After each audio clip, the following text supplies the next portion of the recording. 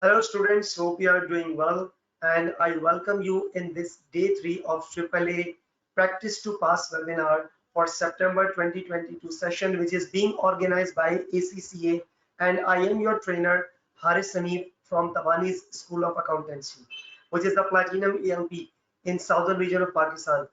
First of all, I would like to make sure whether my voice, screen, video is all clear. Am I audible? My voice, screen, video is all clear. Can you please, can you people please reply me in the question box that my voice, video, screen is all clear?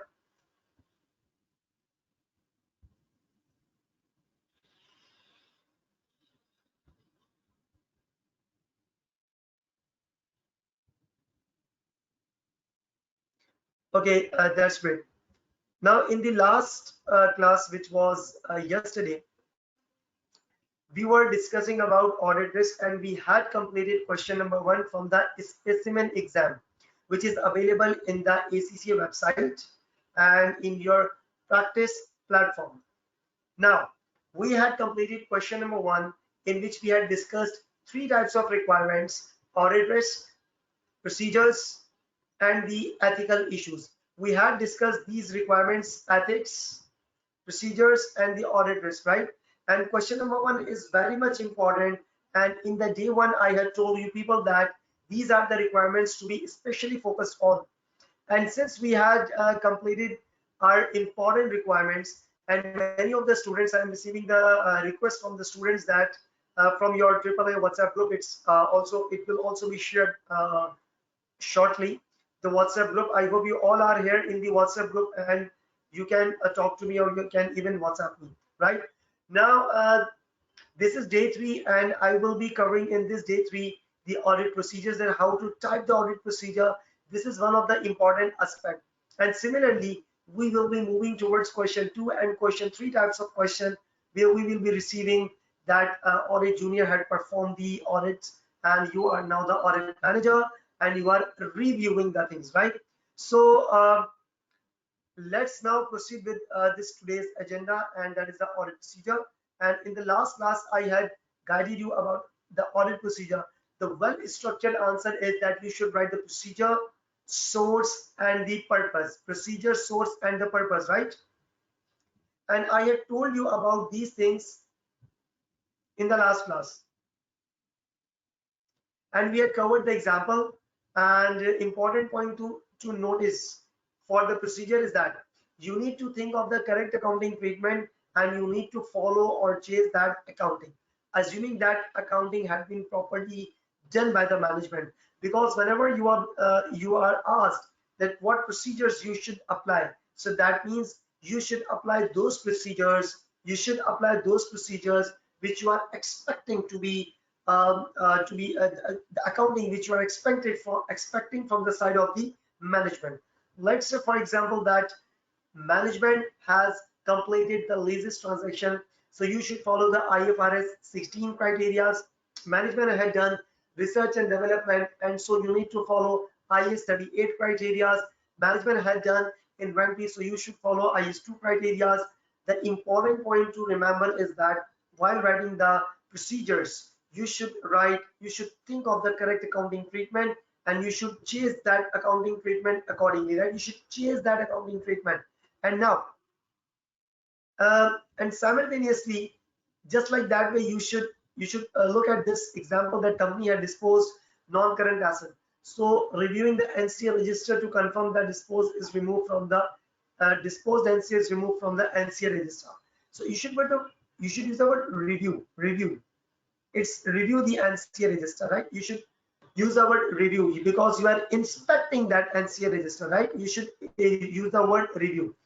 That NCA register to confirm that disposed NCA is removed from the NCA register. Now, this would be the correct accounting treatment from the side of the management, and you should cover that thing. I have extracted 3 examples. This is my WhatsApp number, by the way. This is my WhatsApp number, by the way, and you can save it and you can WhatsApp me as well, or even you can join my WhatsApp group, which I have created for this AAA Practice to Pass webinar. And the link of the WhatsApp group will be shared shortly in this question box.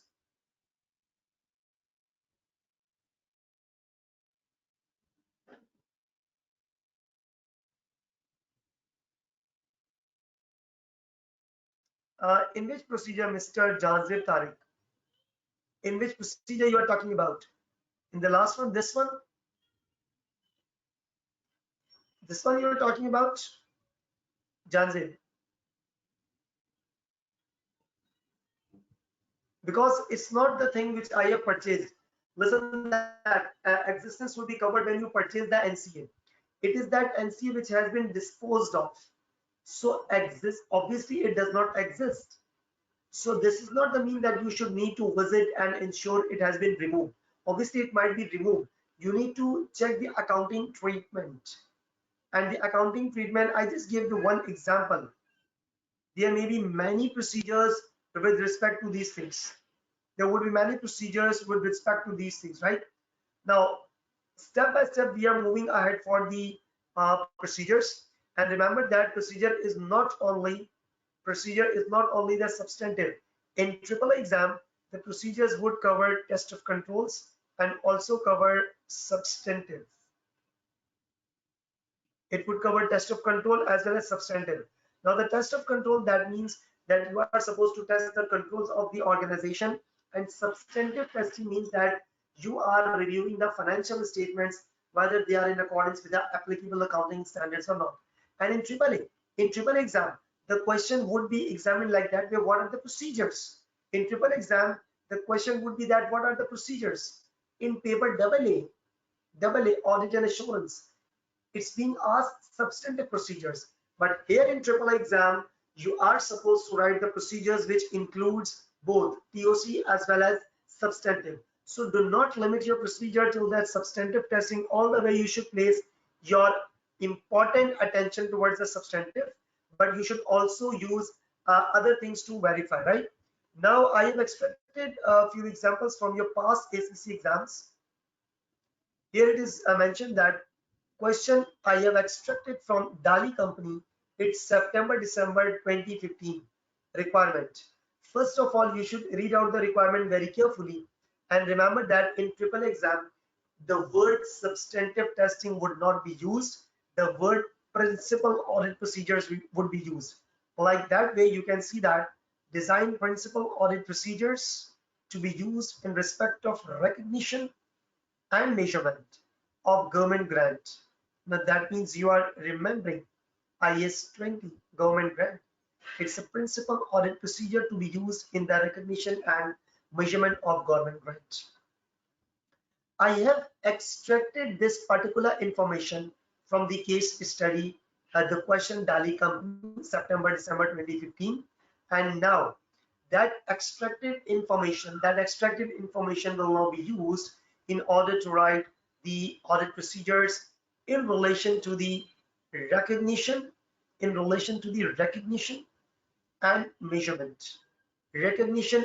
measurement of the government grant. Financial year end of the company is 31st December 20x5. Now with your learning and reading pace, just read this thing, please. Just read this thing, read this data, and then I will be explaining a little about IS 20, and then we will be moving towards writing the procedures. Please read it thoroughly.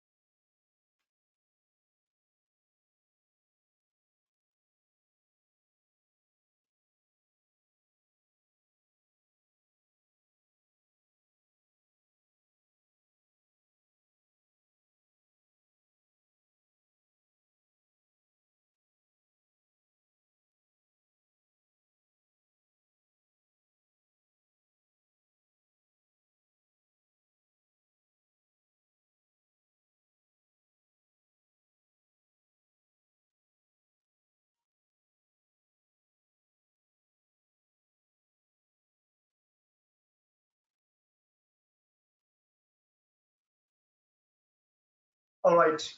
Now, it quite may be possible that you have read this information, and now I am discussing IS 20 government grant first. And remember that my famous dialogue for audit, substantive, and the procedure is that think the accounting from your mind, the procedures will come out from your heart, right? So you need to think the accounting first. If you are successful in thinking the accounting, then it means that you are successful enough to write the audit procedures. This is IS 20 and this is the government grant. This is the government grant, right? And you all are aware very well that about the accounting standards. Yesterday, a student was asking about the process that how to revise the accounting standard. So that's a very, very simple thing that you pick up your official study text either of BPP or Kaplan, and at the last or at the specific end of the chapter, you will be finding the summarized accounting standard. Or even I also have the file of the accounting standards summarized. So I will be sharing that file in the WhatsApp group. So make sure that all of you are in the WhatsApp group. The link of the WhatsApp group would be shared shortly. Yes, the summarized accounting standards, I will be sharing that, right?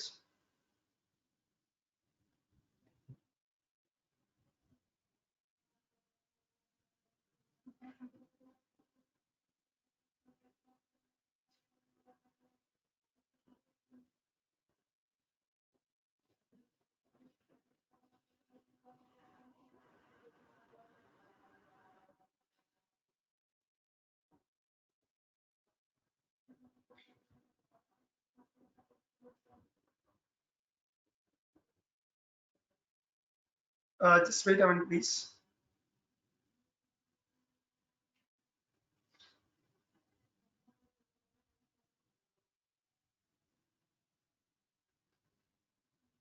The WhatsApp group link has been shared in your question box. You can join this WhatsApp group, and I will be sharing that summarized picture of IS and IFRS, and it really helpful. It's really helpful.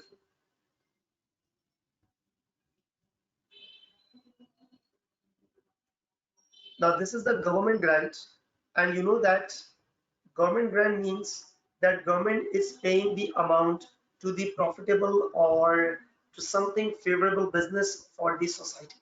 Let's say, for example, that if my organization is doing the activity which is beneficial for the society, so it quite may be possible that government will support me financial, and the government might providing me the financial assistance. So that is known as the government grant, and it is only for the favorable business. Now the government grant, there are two kinds. It can be split it into two categories. Number one is conditional grant. Number one is the conditional grant, and number two is unconditional grant.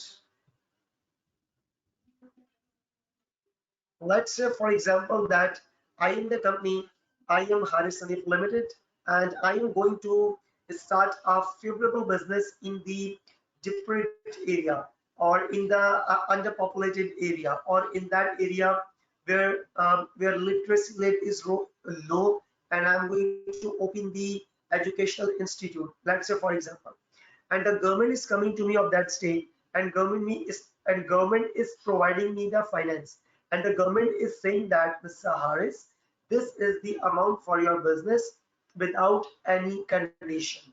So if the government will impose no condition, that would be called as the unconditional grant. And the accounting, I'm not saying this is IS 20 says that it is your income, it is your income, and the double entry would be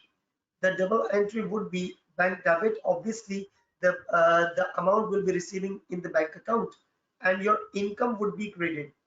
That means it is immediate recognition of income. It is the immediate recognition of income. And I am now going to break that suspense that how to write the procedure successfully in the exam after 1-2 minutes after I will be covering this thing. I'm not going to teach IS in detail. I'm giving you the summarized picture right now as far as this case study is concerned, right? An unconditional grant is that government will impose certain conditions.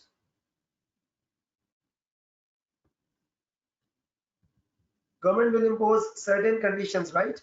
And this amount will be spread, and this amount, remember, will be spread over the conditional period. This amount would be spread over the conditional period, and remember, this is my liability. This is my liability. And you know what?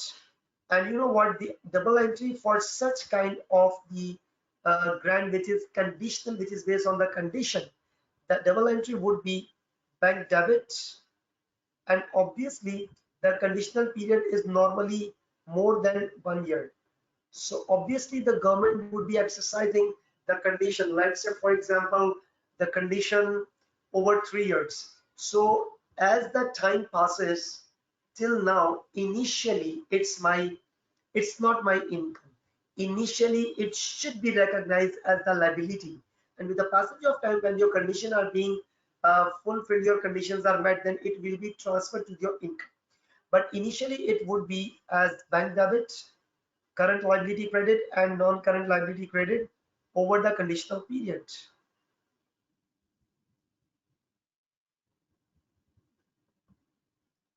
Over the conditional period, right? Now, I am now giving the best tip to learn the substantive answers. This is a very simple and concise picture of audit procedures. No, not at all. It's a concise picture of accounting standard. Now, how to apply the procedure? How to apply the procedure successfully? Let me give you a very smart hint. If you want to write the procedure very successfully, you should think of the accounting, right? And you should keep in mind the correct accounting and try to follow that accounting standard. These are the procedures as well. For example, if there is the unconditional government grant, this is the thing, unconditional. What is the accounting treatment? It is the double entry, bank debit income credit. Remember, bank debit income credit, these are two procedures. Number one, agree the amount received in the bank statement, because I received the amount from the government, and obviously government will credit in my bank account. So I will be writing a procedure. I will be verifying the debit side, and then I will be verifying the credit side. And on the debit side, there is a bank. So what procedure I will be writing? That review or inspect the bank statement for the month whatever, and confirm the amount received against the government grant. That's it. Simple. Number two, if there is an unconditional grant, it is the income immediately. Immediately it is the income. Now, you would be inspecting the income records, and you should simply write agree that amount as immediate income. And when this would be the thing, you should have in mind the accounting standard. You should have in mind the accounting standard. And if you are able to think of the accounting standard, then simply follow these accounting standards with the starting thing, Cairo. Sometimes inspection, sometimes inquiry, sometimes inspection of document, asset, whatever. Now you will be writing these things, and at the end of your answer procedure, and you should end your answer with the stated line of the accounting standard. Simple. Now I'm going to apply these things which I had just told you, which I have just told. I will be applying that thing onto that example from the past exam papers of AAA, right? So I am assuming that you people had noted it down, but still I'm giving you the window of few seconds. Please note it down, just few seconds.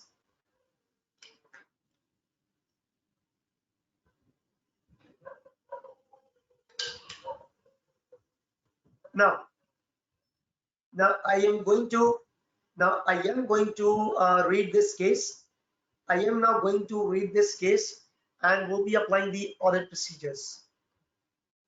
See that financial year end of the company is 31st December 2020x5. You probably might have read this information. I have extracted this from September December 2015. In July 2015, the government grant of 10 million was received as part of the government scheme to subsidize the companies which will operate in deprived areas. Specifically, 2 million of the grant compensate for the wages and salaries incurred in the year to 31st December 20x5. The remaining grant relates to the continued operations in the deprived area with a condition that the grant being that manufacturing site in that area will remain operational until July 20y0. That means you can assume that after 5 years. Now 2 million, can you people tell me in the question box what is this 2 million? I'm not asking about the procedure, please leave it to me right now. I'm training you and you will be applying it later on. Can you people please come on to the question box, because I want to make this session interactive. What is this 2 million? Is it conditional or unconditional?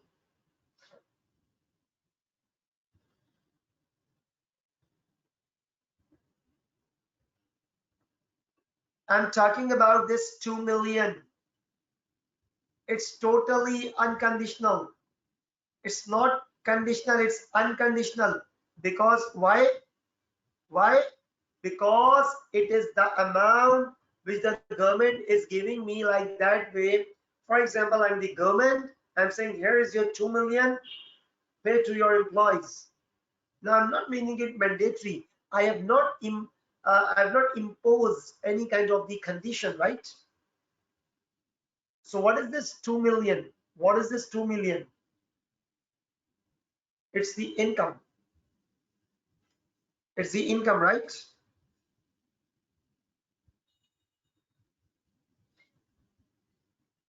Now, what is the procedure that in respect of recognition and measurement of government grant? It's the income. And what is this remaining grant, which is $8 million? Can you people tell me what is this 8 million? It's non-current liability and current liability, right? It's non-current and current liability. Do you agree on that, all of you?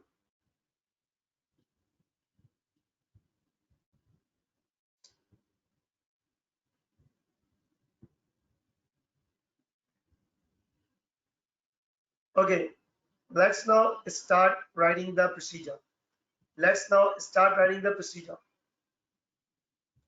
Now this would be my answer, which I'm going to type here.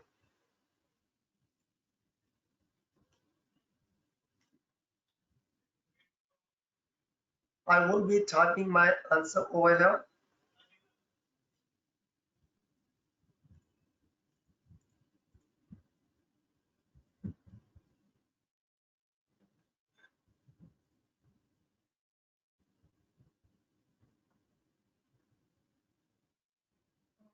Just wait a minute, please. I should ensure that maximum coverage of page would be utilized.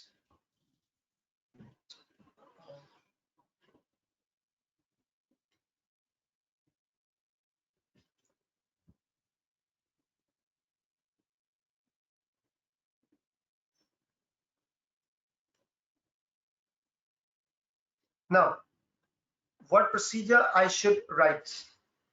First of all, what procedure I should write here? What procedure I should write? Listen that if there is any government grant, now think the government is giving you $10 million. It's not the amount which is immaterial. It is something which government is giving you. So obviously there would have been the written agreement between you and your government. So first of all, you should inspect. Now the point to be noted is that for the audit procedure, remember my words, for the audit procedure, just think from the inception of the activity. Just think from the start of the activity, from where the activity was started. Just follow in the serial orderly manner. Believe me, this is a very simple technique I'm going to tell you. What happened at the first? Did I receive the amount? Absolutely not. Did I make the double entry? Not at all. First of all, the government approached me, or I might have approached the government, and then government is ready to give me $10 million, and the government had made the contract with me, and then later on the next day, government has transferred $10 million into my bank account, right? So just think of the starting activity. Just think of the starting activity. I will be writing it here. Just think of the starting activity. For the procedure, you should start thinking from the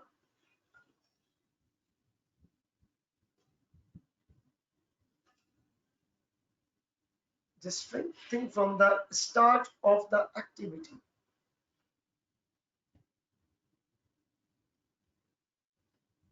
So when you are able to think from the start of the activity, you will be able to think for the procedure. Now listen and imagine what had happened at the start. Either me or the government might have contacted each other. Government is ready to give me $10 million. So as an auditor, I am assuming that there would have been the contract or the agreement. So I would be inspecting. Inspect the agreement between the Dali company. Must write the name of the company, and the government. Must write the name of the company and the government related to the grant of $10 million, confirming.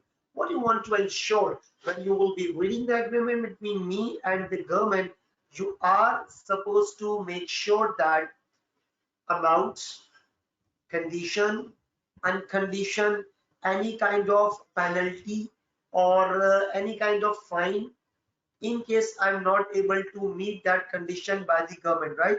So any repayment in case of the breach of grant condition. So this all the things, because the agreement sets the terms and conditions, so I should write it accordingly. So inspect the agreement between the Dali company and the government related to the grant of 10 million, confirming the amount, date of receiving. See that this is not the substantive, this is the audit procedure. You should start from the activity, accounting, activity, accounting. You should think like that. Date of receiving the amount,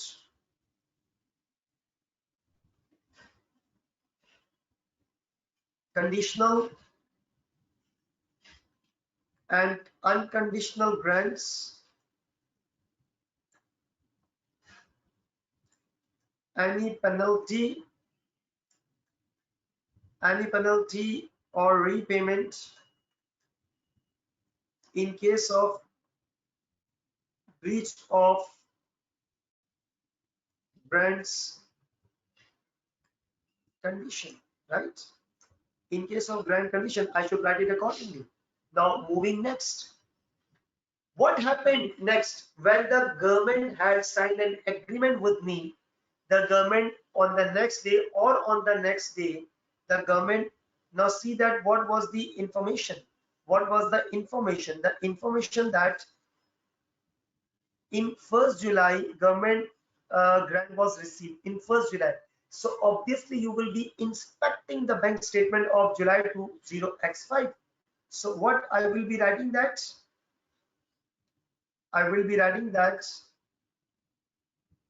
agree the amount of grant $10 million received in the bank statement in the month of July 20x5. Now, simple is that I had written down the procedure as well as the assertion. Now, there are two ways to write. Number one, agree the amount which I had written it down. The next way is that just listen, it no need to write. Inspect the bank statement of July 20x5. Inspect the bank statement for the month of July 20x5. Inspect the bank statement to verify the amount received. And I have written it down in a different manner, that agree the amount of $10 million received in the bank statement, right? So this was my yet another procedure. This was my yet another procedure.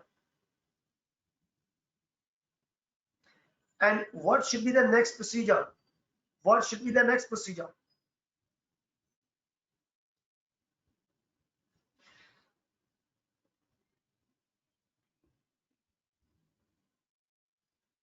Can you people come on to the chat box? I mean the question box, and write something. What should be the next procedure? I have written two procedures.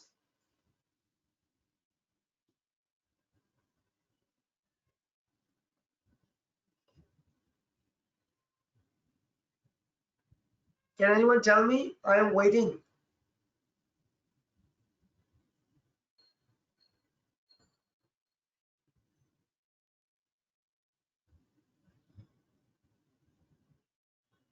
No, no, no, no. Okay, we will be first. Let's come on to the unconditional grant. Now, for the unconditional grant, what might be the case? For the unconditional grant, what might be the case? I'm writing. You can even simply put the heading or make the main procedure and writing the sub evidences, like for the unconditional grant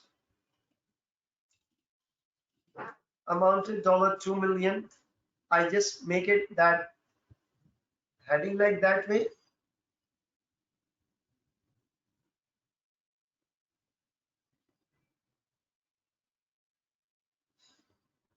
Sorry.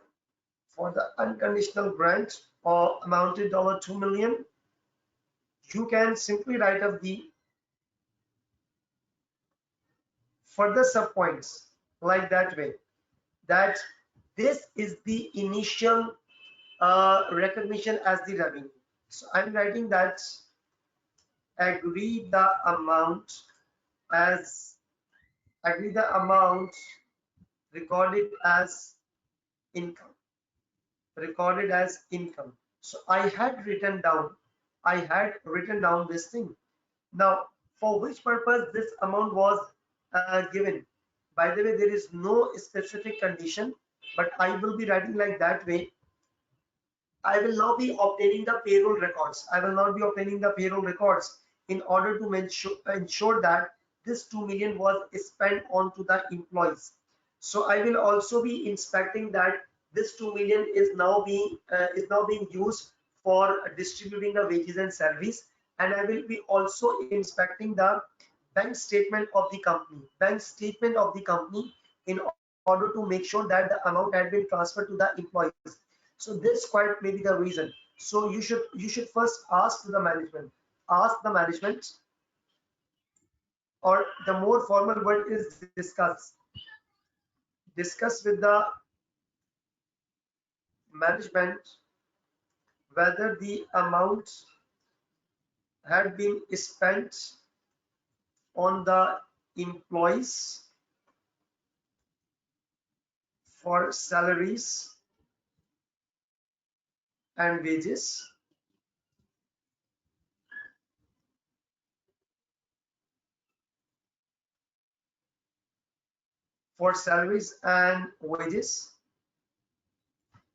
and also inspect the, you should write this thing, and also review the, because when you will be asking to the management, the government, the management would surely be saying yes, and you need to rely on the oral evidence. Not at all. You will be reviewing the evidences and also review the payroll records, and also review the payroll records to agree that amount had spent on the employees salaries slash wages. So this should be the procedure. This should be the procedure.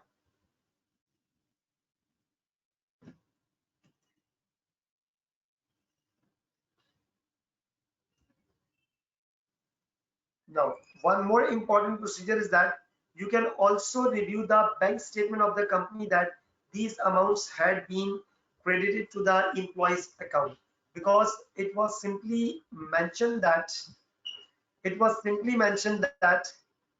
this 2 million grant compensates about the for the wages and salaries for the year ended 31st December 20x5. All right, so this should be the case. This should be the case to verify this.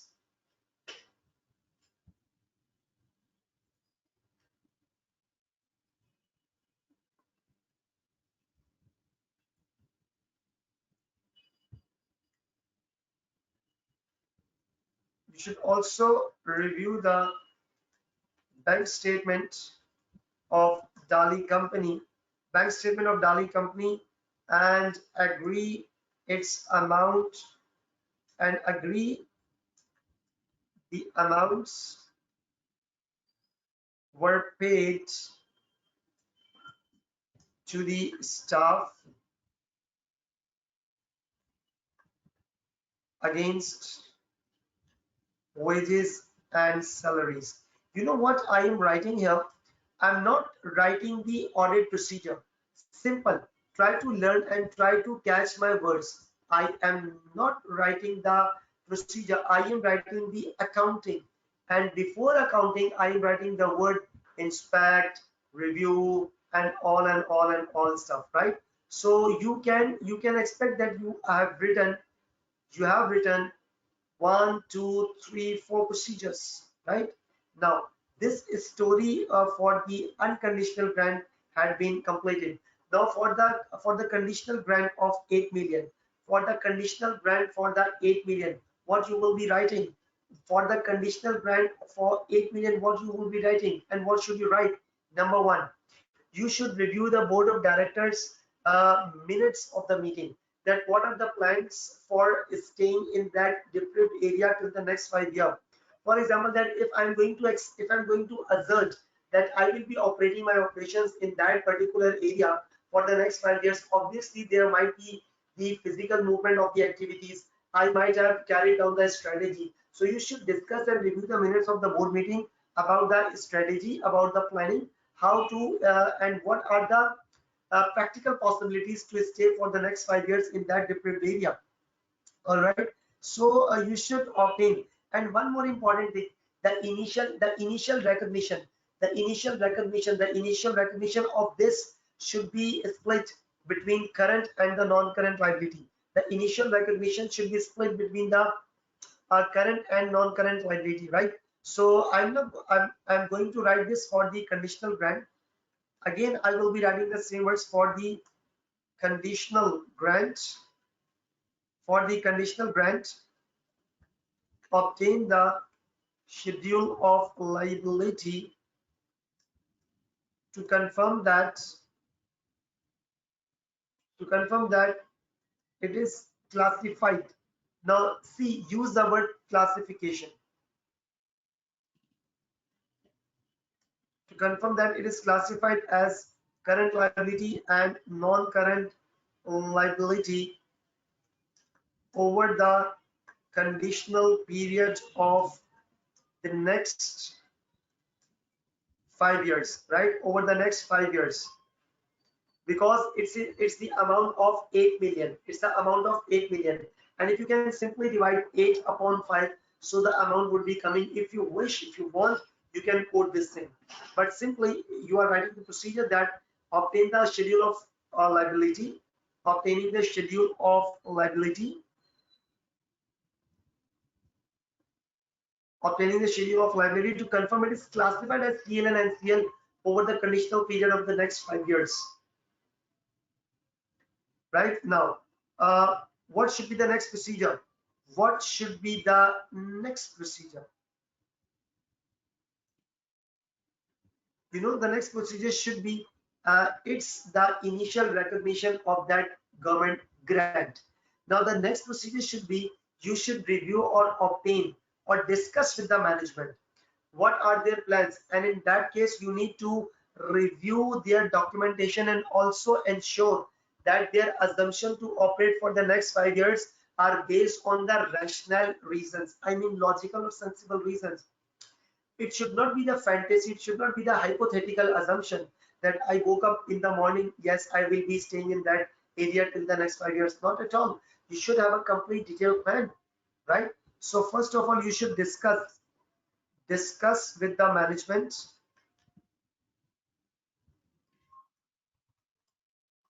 about their plans, about their plans and or any forecast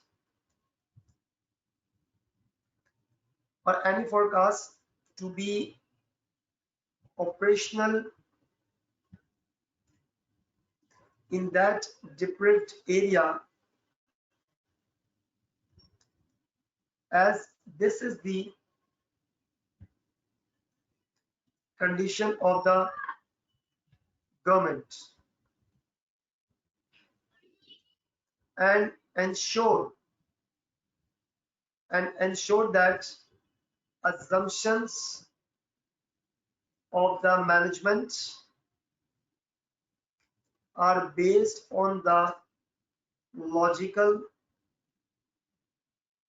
or assumptions of the management are reasonable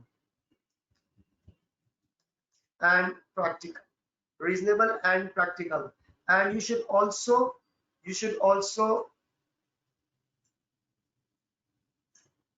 I'm now making it another point, you should also inspect their planning and forecasting, right? So for the reasonableness test, review the management plans or any forecasting made, and in case of any calculations, like when the company is going to operate or start any project, it usually prepare the projected cash flow, it usually prepare the projected discount factor and the net present value. That's the beauty of the forecasting, and you can also simply recalculate it, right? In case of any calculation, recalculate it to verify the accuracy, like the forecasted cash flows or net present value workings over the period of 5 years, right? Now you should also physically visit. Now, for example, that I'm saying that there is the construction program and the apartment is going to be constructed. Apartment is going to be constructed, right? So you will be practically physically visiting over there in order to make sure you will be physically visiting there in order to make sure that there are practical actions, for the 10 floors apartment, for example, right? So you should physically visit that deprived area. So I can write like that way, and remember that when you are writing the procedure, you should use your present tense, that do this, present tense, right? Present tense. So I'm writing it physically visit. Now do not need to write the word inspect. You are not going to inspect the area. When you are visiting somewhere, you should use the word visit. So physically visit the site in that deprived area and observe the arrangements over there to determine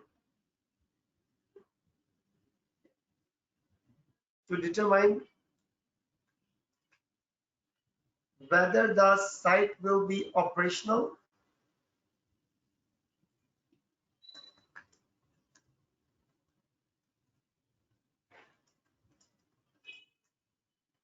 for the next 5 years.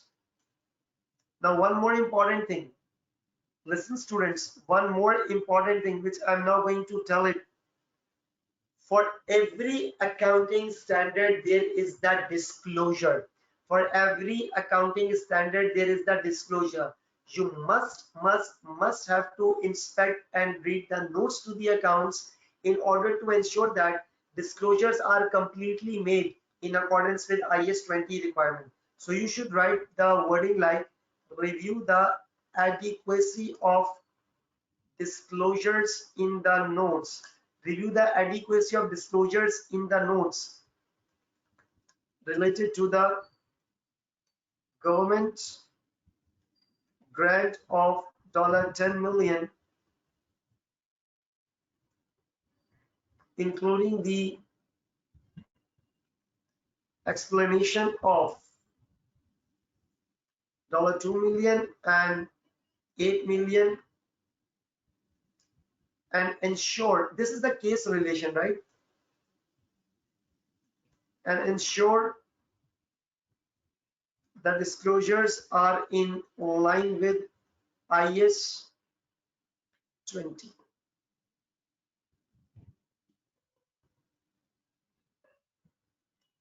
This is simply the way to write the procedure. Now, one more important thing. I'm now going to write the procedure, and that is the written representation.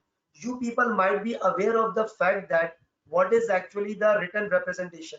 See that written representation is the uh, statement taken from the management.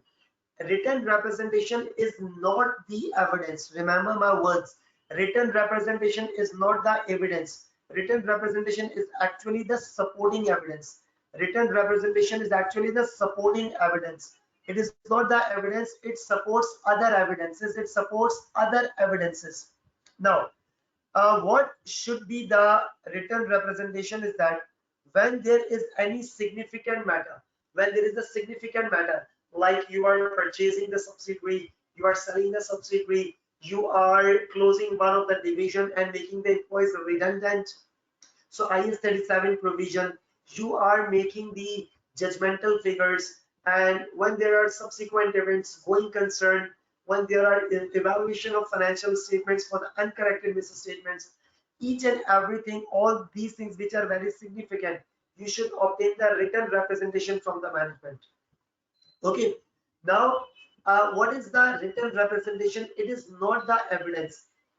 When you have collected the evidence, it is the supporting thing that you type that thing, that for example me Haris Hanif, the group CEO, let's say, and I'm saying that you will be writing that thing on my letterhead, and you will be typing I Haris Hanif, the group's chief executive officer, is acknowledging that the above blah blah evidences provided to the auditor. Now that's the acknowledgement from the side of the management, and the document will be printed out, and I will be signing this thing and giving to you, and you will be filing it in your working paper file. So written representation is not the evidence itself, it is the thing which supports other evidences. So at the end I will be writing that obtain the written representation from the management. Obtain the written representation from the management, confirming the above evidences. Not at all. You should not write these things. Confirming the above evidences. No, I will be marking it as a big cross. I will be marking this thing as a cross. No, you should not write these things like that way. You should write the evidences obtained above. The summary of the evidences. What is the summary? That 10 million was received. It is classified as CL and NCL, right? It is classified as CL and NCL, and acknowledging from the side of the management that company will remain operational for the next 5 years. The above evidences make it a summary in 1 or 2 lines. Now that's your capability. So if you will be writing like that way, obtain the written representation from the management confirming above evidences, this is not the quality answer. This is not the quality answer. The quality answer is that obtain the written representation from the management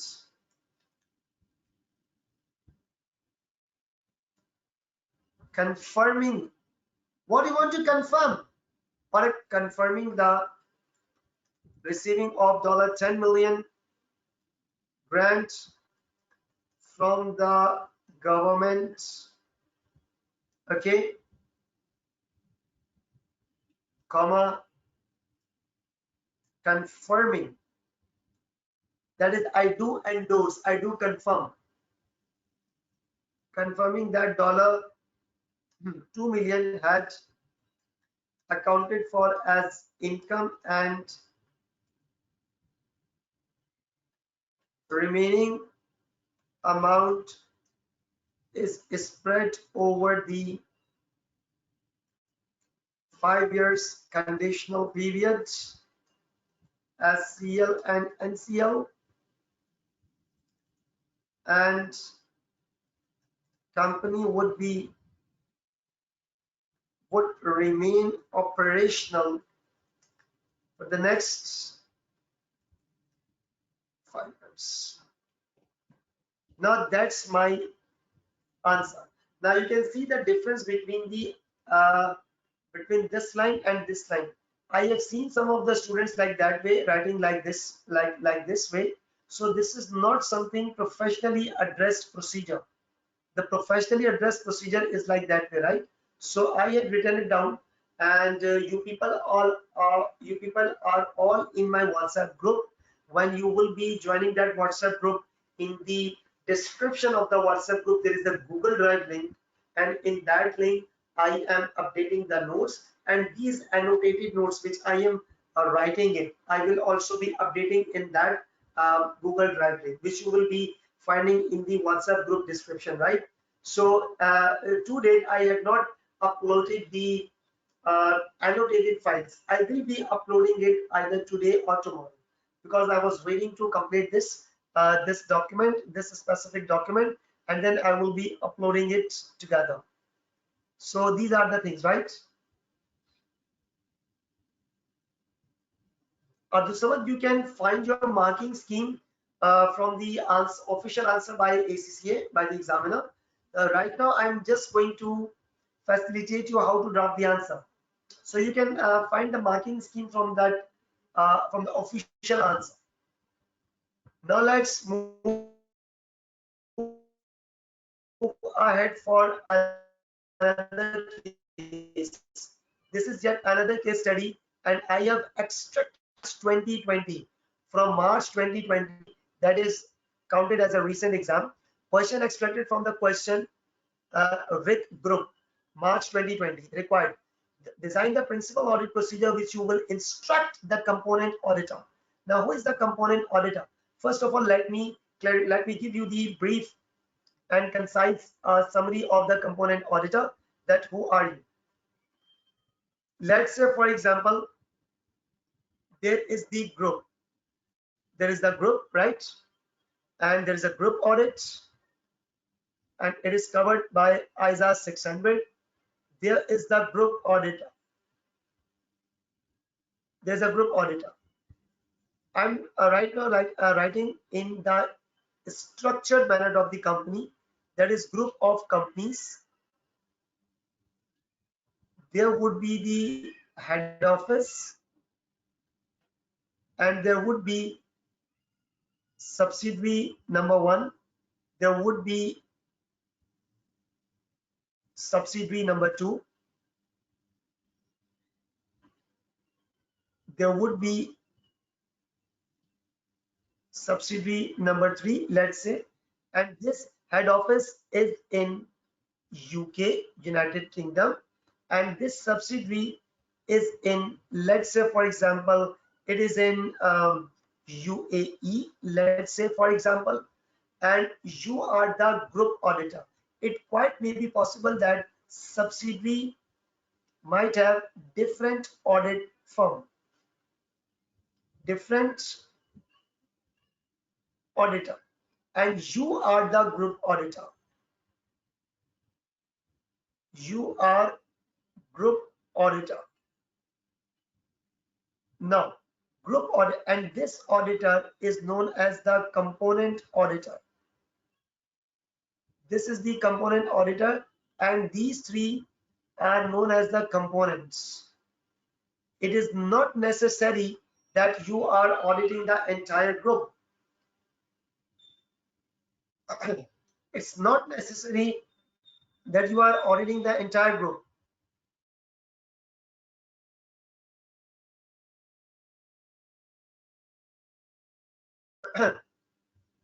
So it's not necessary that you are auditing the entire group. It quite may be possible that auditor of this subsidiary would be the different audit firm, and that is known as the component auditor. Sorry for this thing.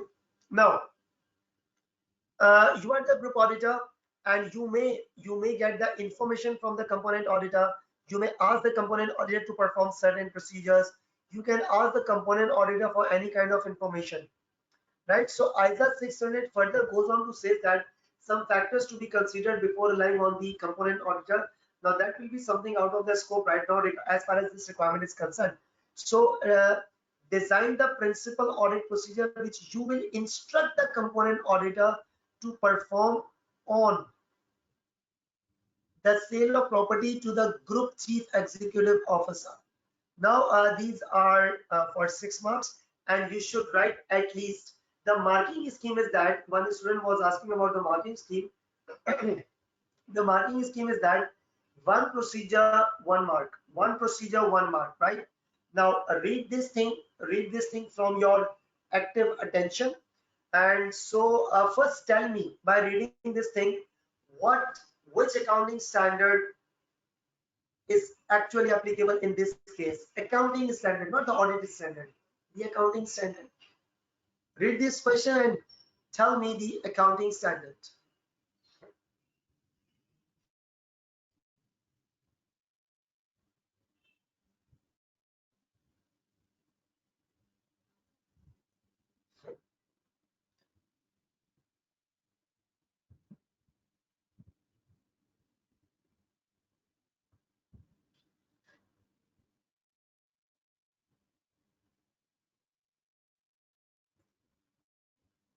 Which accounting standard is being applied over here? Yes, you guys are absolutely right. Accounting standard that's being applied in this case is IS 24. That is the related party transaction. And coincidentally, we had covered that question number 1, where I had discussed about the related party transaction, that the related party is something who can control the organization, who has got the veto power in the decision making process, or jointly controlled organization. Yesterday I had told you about the related party. Right now, what is the related party requirement? That the transaction, the nature, the relationship, the outstanding balance should be completely disclosed. Now if I can make this thing summarized like in the accounting way, but first of all, for that thing I need to read the case. The company had sold the small and unused building to the group CEO, and the amount is still outstanding for the payment $50,000.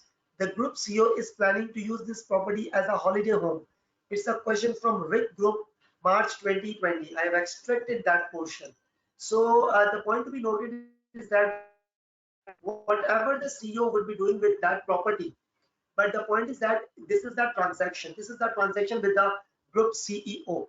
Now, whenever there is a related party transaction, IS 24, whenever there is a RP transaction, that is related party, so obviously there is a board meeting.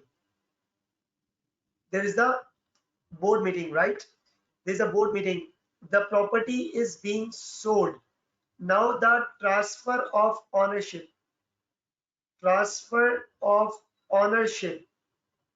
to CEO. The amount is outstanding. So don't worry about the amount. It is material. If not by amount, then by nature it is material, right? Then by nature it is material. So the amount is $50,000. That is still outstanding. So what do you think? Should it be classified as the receivable? Please tell me in the question box. Should it be recorded as the receivable? Can you please confirm me?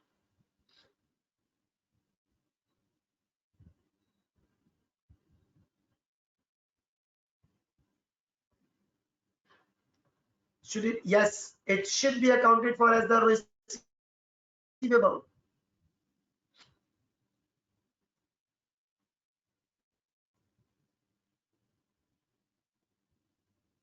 It is a receivable, right? You should think of the accounting treatment. So simple. So simple is that. So if the asset has been transferred to the owner, so that means this property should have been removed from NCA register.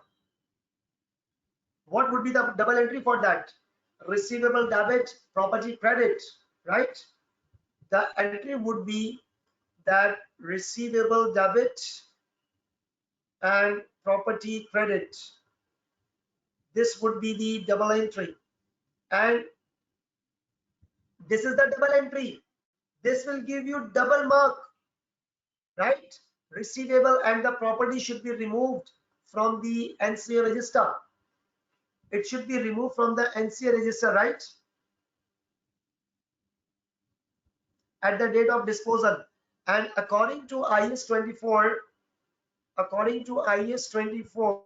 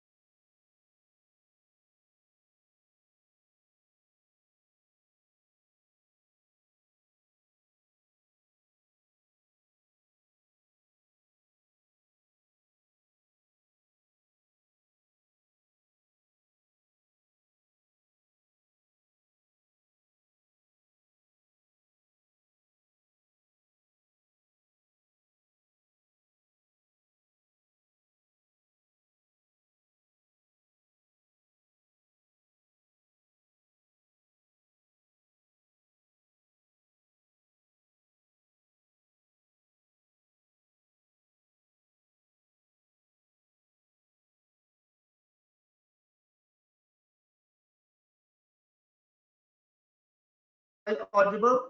Am I audible? Excuse me.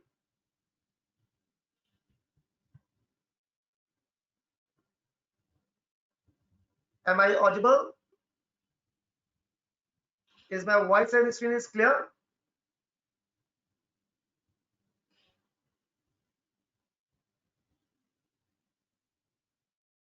All right.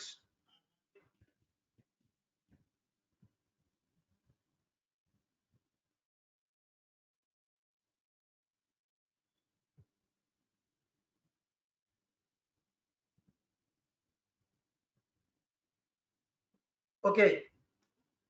All right. All right. All right. All right, students. Now, what I was talking about? Yes, nature of transaction. It's the nature of transaction which should be verified. relationship, any outstanding balance, name of related party, right? So you should write this thing.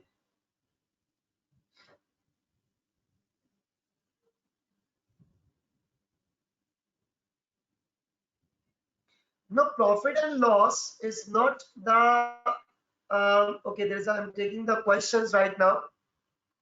Do we need to verify the profit or loss on the disposal? It might be possible. You can verify this. You can verify this profit or loss on the disposal. You can verify this.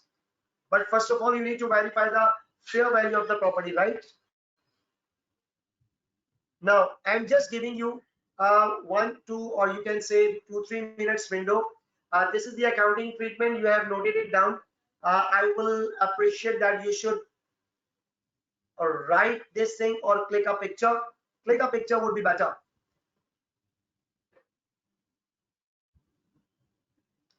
Now, I'm giving you window. Please write at least, please write procedures. I'm not giving you the quantity of procedures. Please write the procedures. I am giving you 2, 3 minutes that you should write the procedures, and when I will be typing, just compare it with my procedures, right? Please write the procedures.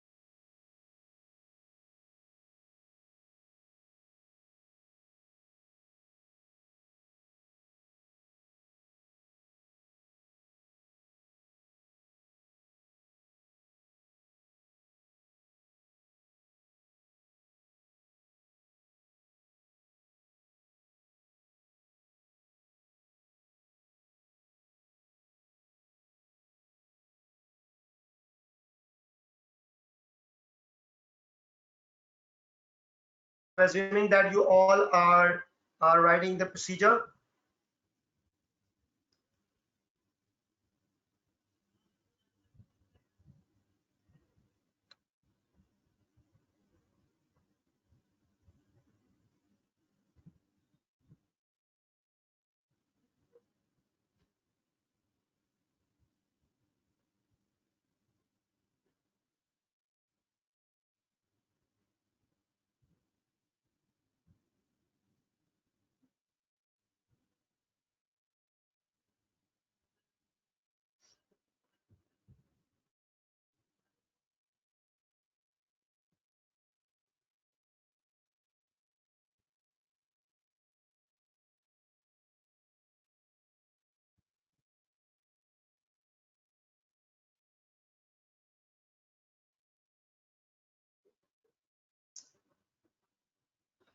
All right.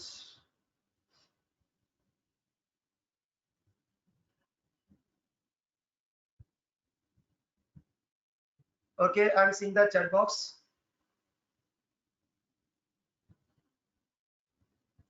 Okay, Saiful Asgar, you are saying, sir, can you please show the slide discussions? Okay, okay.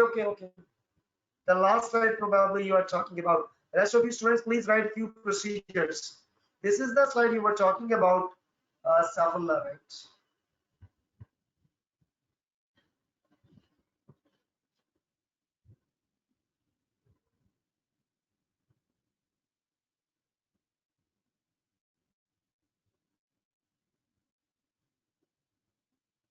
Okay, you can note it down.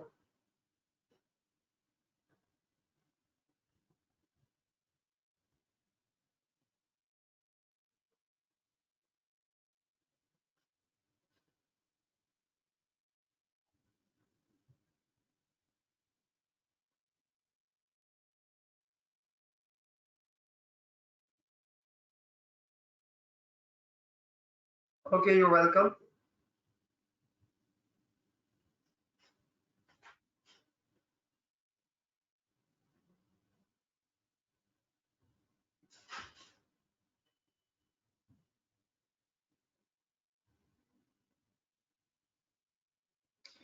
Now I'm seeing the improvement in many of the students who are struggling to write the procedure, because I am receiving the sound procedures which are acceptable.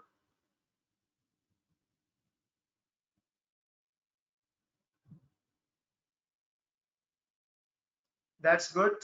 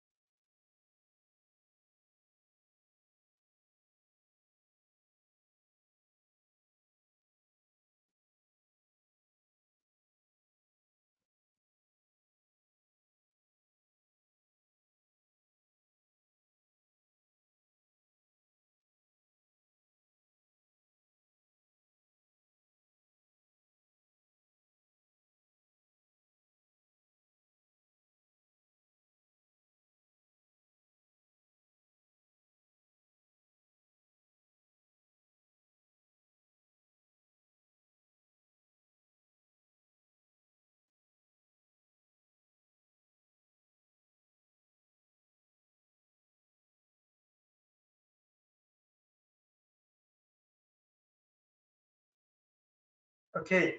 Now I am now giving you the answer. I'm now giving you the answer, and I'm going to type the answer as I typed in the last in the previous question. Okay. Now uh,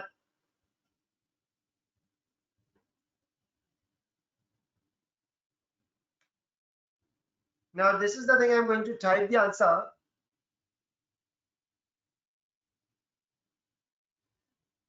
regarding the related party disclosure.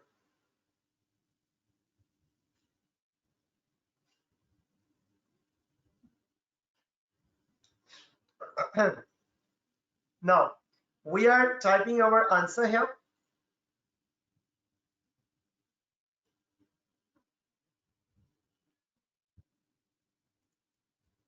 Here I'm going to write my answer. First of all, what I gave you the clue to write the procedure.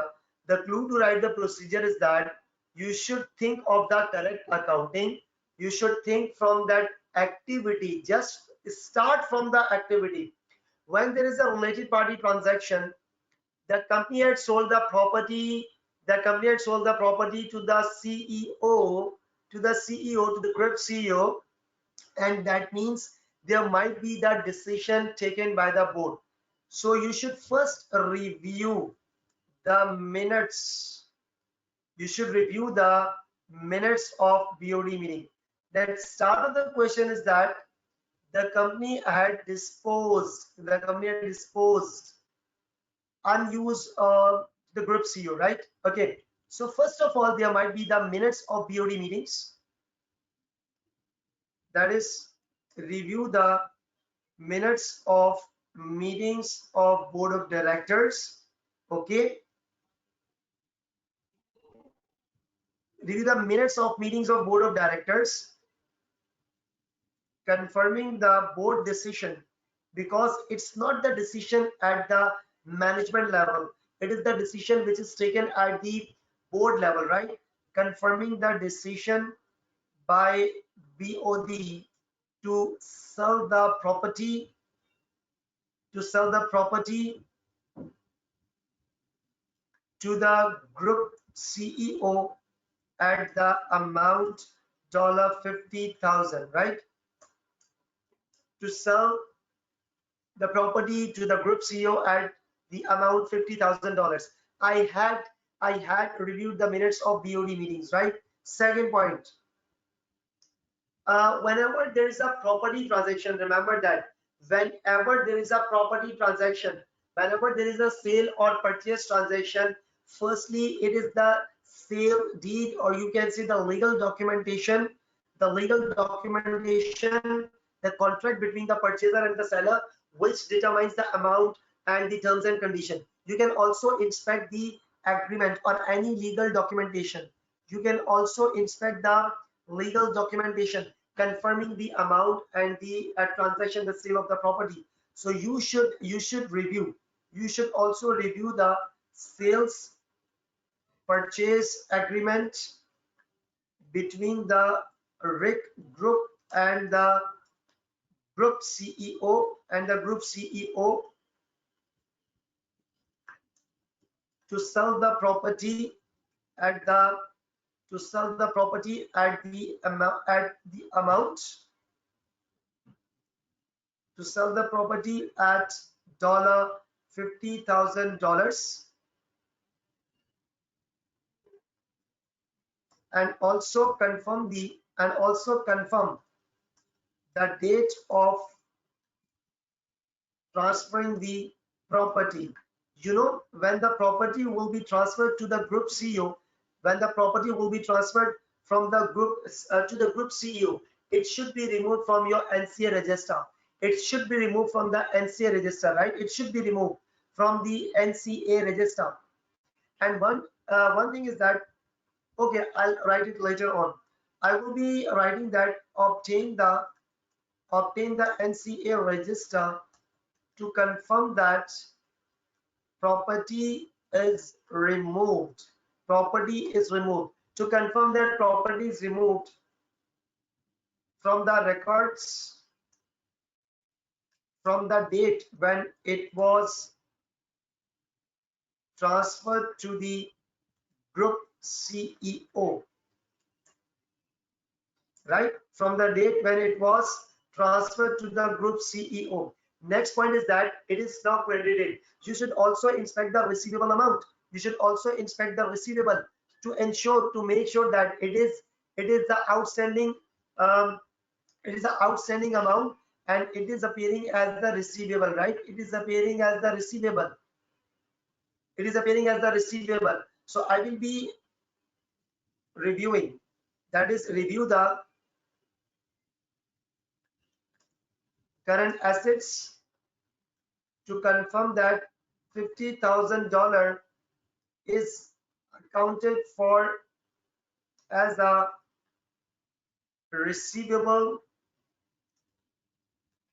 in the group financial statements.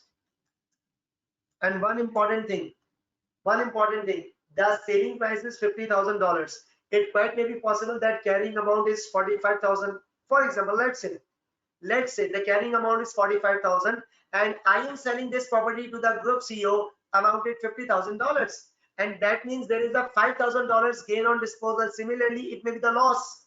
So I will be agreeing, I will be inspecting and agreeing. I will be obtaining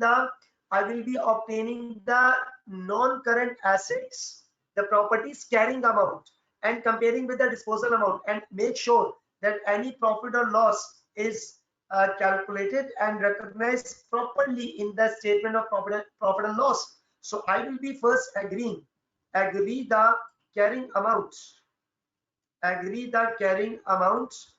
of property from the NCA register, and recalculate the gain/loss on disposal by comparing with $50,000. Gain on loss on disposal by comparing with $50,000.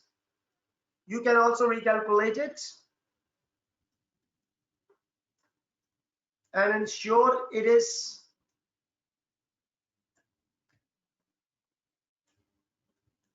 recognized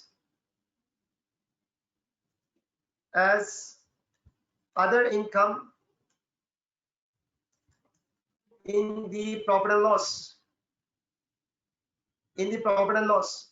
You can write this thing 1 2 3 4 1 2 3 4 5. I had written down 5 things. Now remember, this transaction is not usual. When something is of high level transaction or unusual transaction, you must obtain the written representation. But the related party transaction, the IS strongly focuses on the disclosure note. So I will be writing for the disclosure note as well. I have to review that disposals, transactions, outstanding balance is completely disclosed in accordance with IS 24 requirement. And I will be also be obtaining the written representation. And one important thing, I will be explaining it later on. I will be review the adequacy of the disclosures. Review the adequacy of the disclosures in the notes related to the complete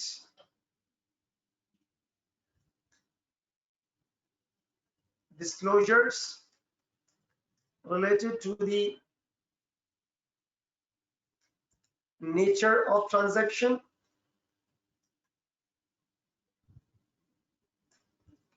name and relation of the related party, that is group CEO,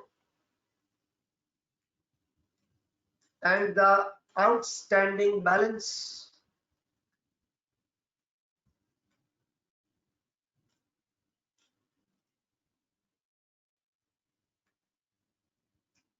in accordance with IS 24.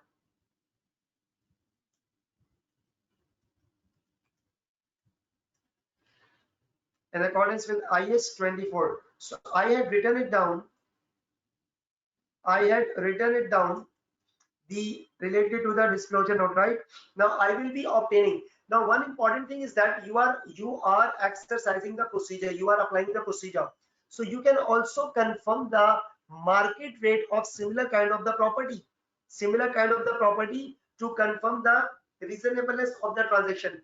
One important thing is that with the related party, the issue is that there may be the fraudulent transaction. For example, that such kind of property, the measurement according to the square yards or whatever, such kind of property is available in the market at $80,000. And considering the relationship with the group CEO, I am selling this property to the group CEO at $50,000. And it quite may be possible that transaction may not be in the arm's length transaction based on the market analysis. So you can also verify the rates from the market of the similar kind of the property to confirm the reasonableness of the transaction, right? So you can even conduct a market survey. So you will be obtaining the estimate of the fair value, right? So you will be conduct the market survey to determine the sales price of the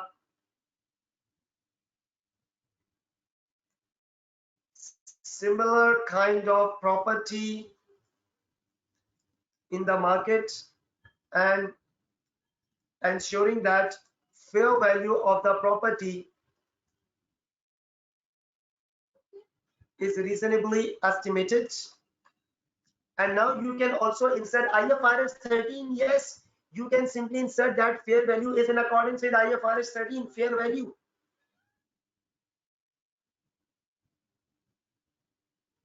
Ensuring that fair value of the property is reasonably estimated and in line with IFRS 13.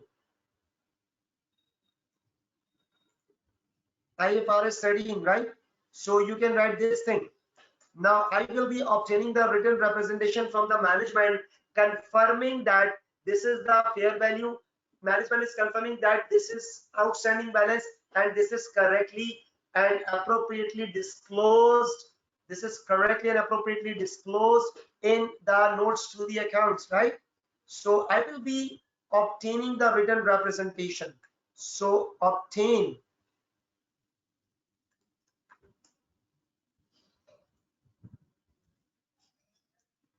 the written representation from the management.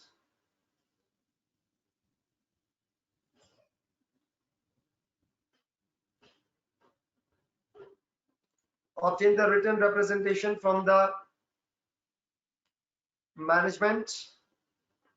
You can obtain the written representation from the management confirming that property was sold to the group CEO at $50,000 and the amount is fairly estimated in line with IFRS 13 and is outstanding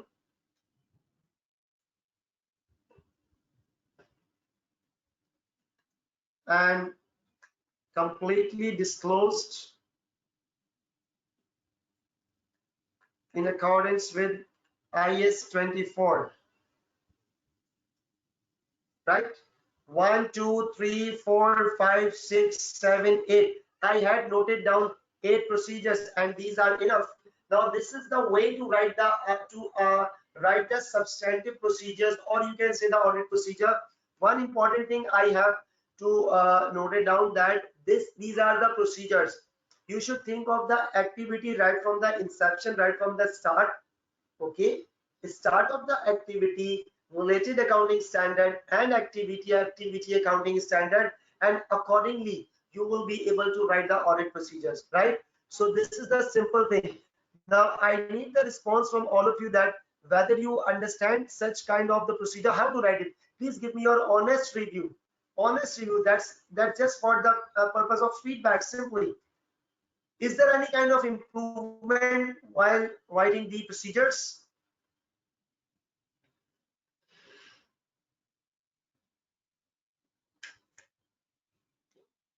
Is there any improvement? Please reply in the question box.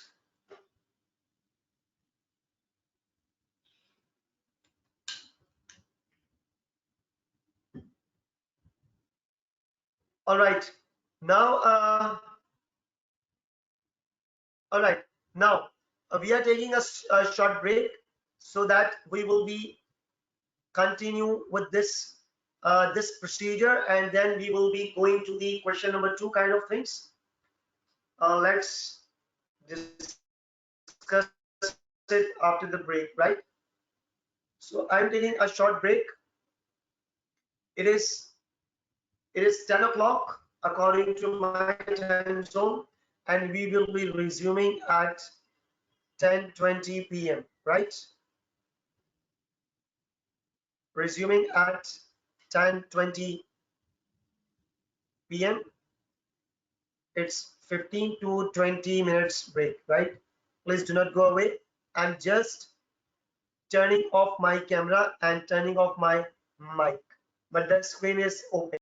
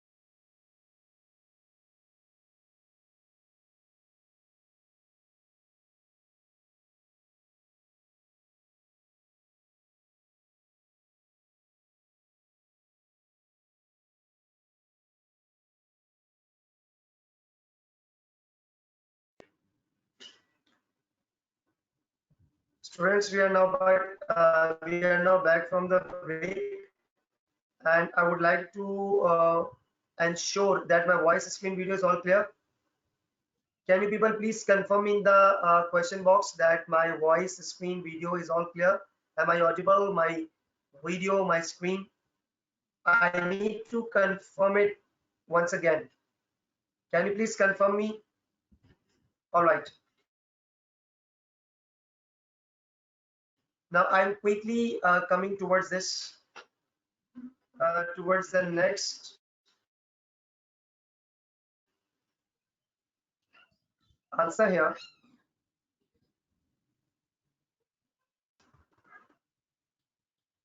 So,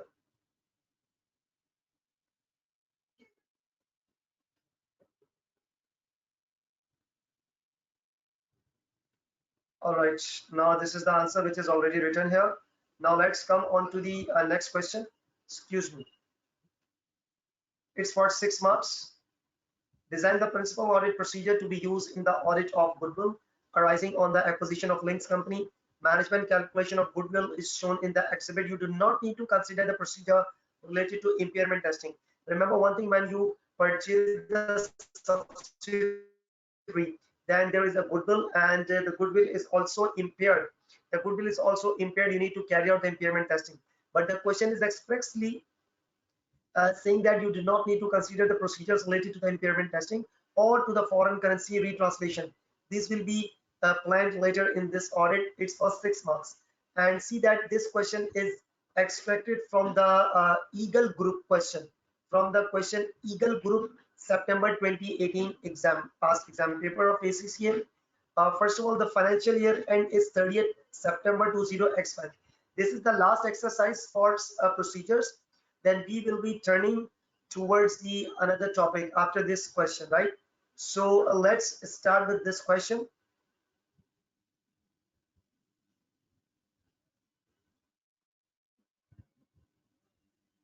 Let's start with this question. And what's written here, the cost of capital of the company is 10%, interest rate is 18%. Now, exhibit number 4.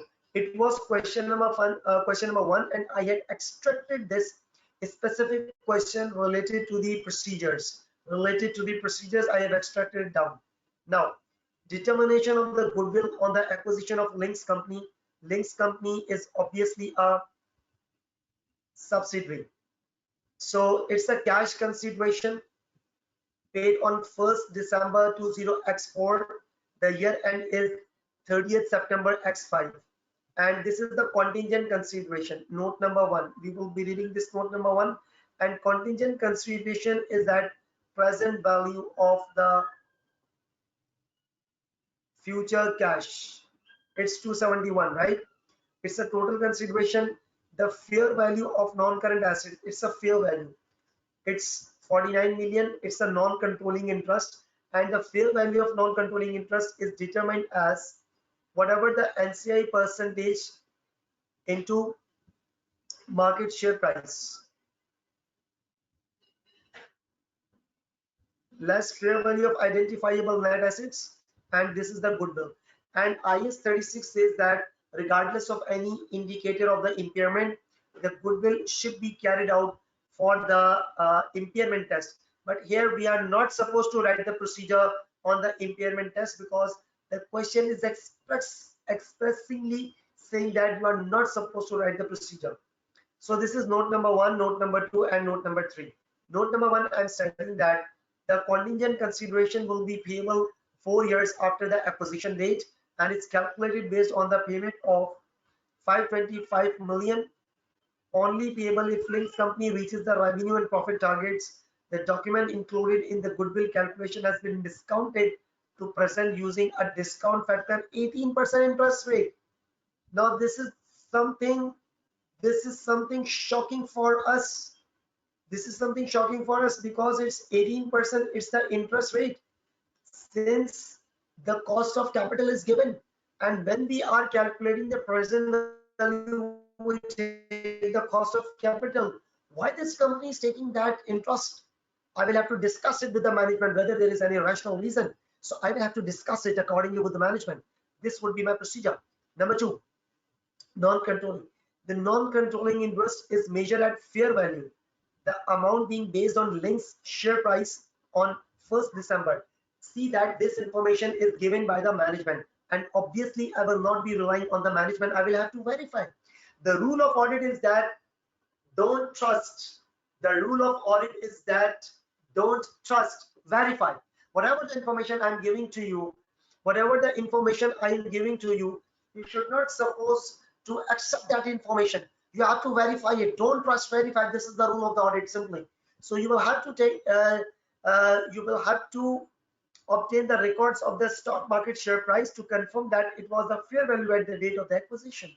Number 3, the asset and liabilities acquired at their fair values were determined by an independent firm, and this is known as the due diligence activity. This is known as the due diligence activity. Prior to the acquisition due diligence, a fair value uplift 12 million was made in relation to property, plant and equipment, who was engaged by the group to perform the due diligence, right? So I will have to write these procedures. I will have to write these procedures over here. But first of all, I would like to give you a very short summary that it's a fair value of NCI percentage of shares multiplied by market share price. That is fair value of NCI, and this market share price is at the date of acquisition, and you should look at the stock market. You should look at the stock market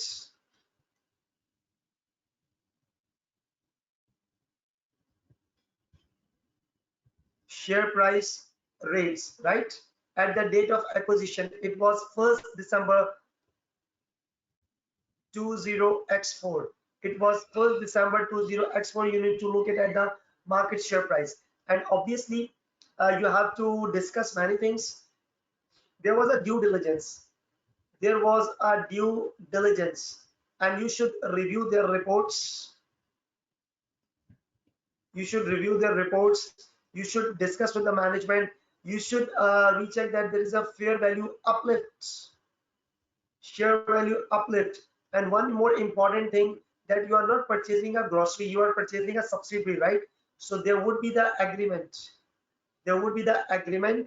With Links company, and the agreement is showing your holding percentage. It is showing the amount. It is showing the deferred consideration or the contingent consideration. So we will have to review all these things, right? Now let's quickly come on to the procedure.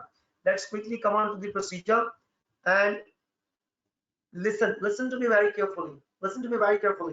What I have taught you, I've taught you that take from the starting point of the activity, that what is the activity? You are purchasing the subsidiary. Obviously there might be the agreement between the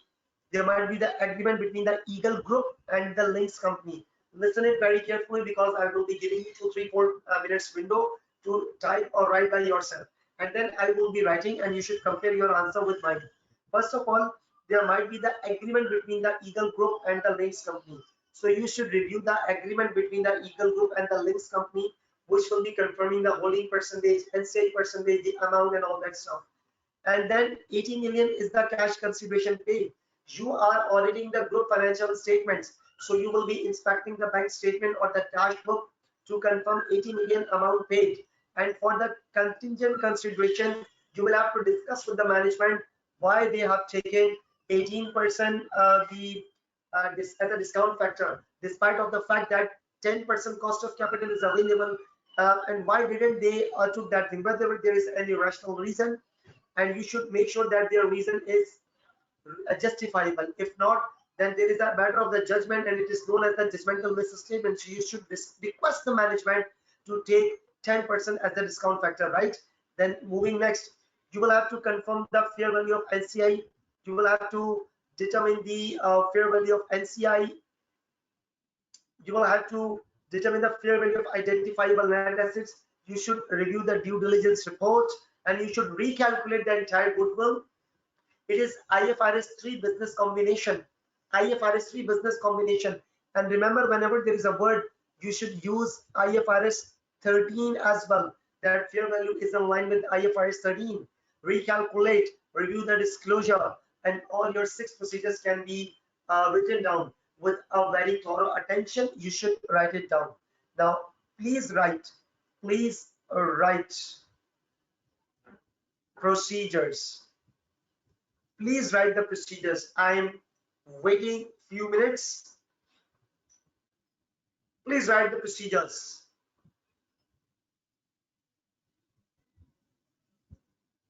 One more important thing is that I always say to my student in my regular class, whether it is physical class or online class, that must try to write it by yourself. See, when you are studying in the lectures, and if teacher will solve hundreds of questions, let's say for example, so you will be saying, yes sir, you are right, but your learning will be tested out when you will write by yourself. Don't think that you are writing correct or wrong. Don't think that. No need to think that. Just write it down. If your certain procedure or answer is not appropriate or it is not good, so then there is a learning gap, and learn from your mistakes. And this is the right time to learn from the mistakes rather than doing the mistake in the real exam, right? So do not think whether your procedure would be right or wrong. Okay, be mature, write few procedures, and when I will be writing, you will have to compare it and use your analytical analysis skills whether your procedures are right or wrong. Now my lecture is finished. Please write this. Then I will be explaining it. Hurry up, please write this.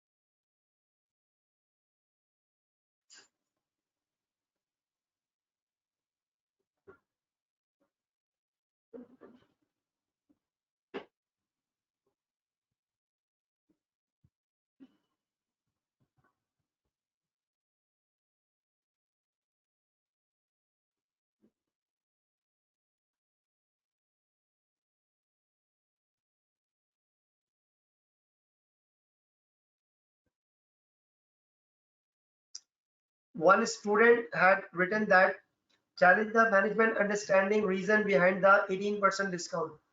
Please do not write such kind of words. Challenge. You are not supposed to challenge. You are write the procedure. Procedure. Without mentioning the name of the student, one student had written, to some extent, it is inappropriate starting point, not challenge.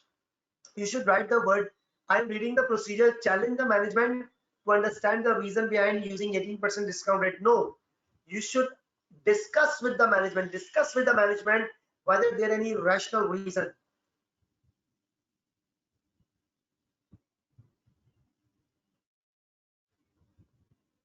Don't use the word challenge.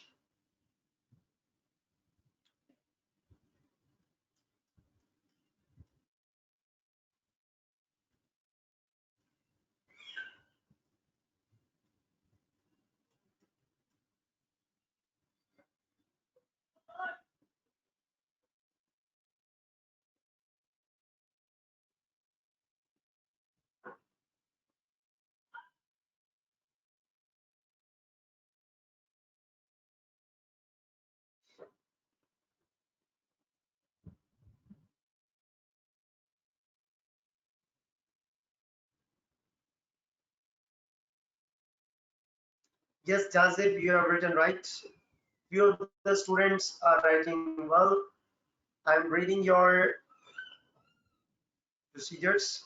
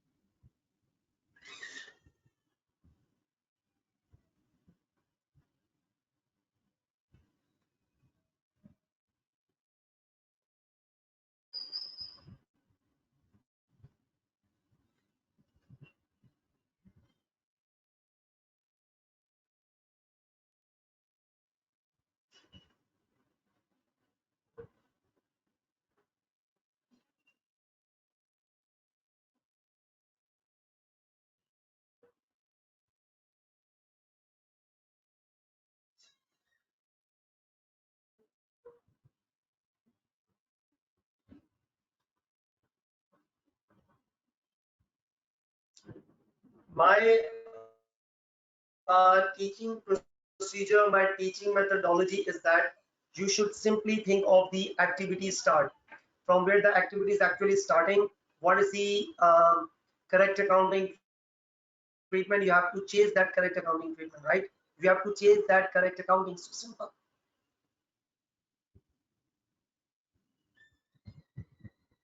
No, without mentioning the name of the student, I'm reading the procedure.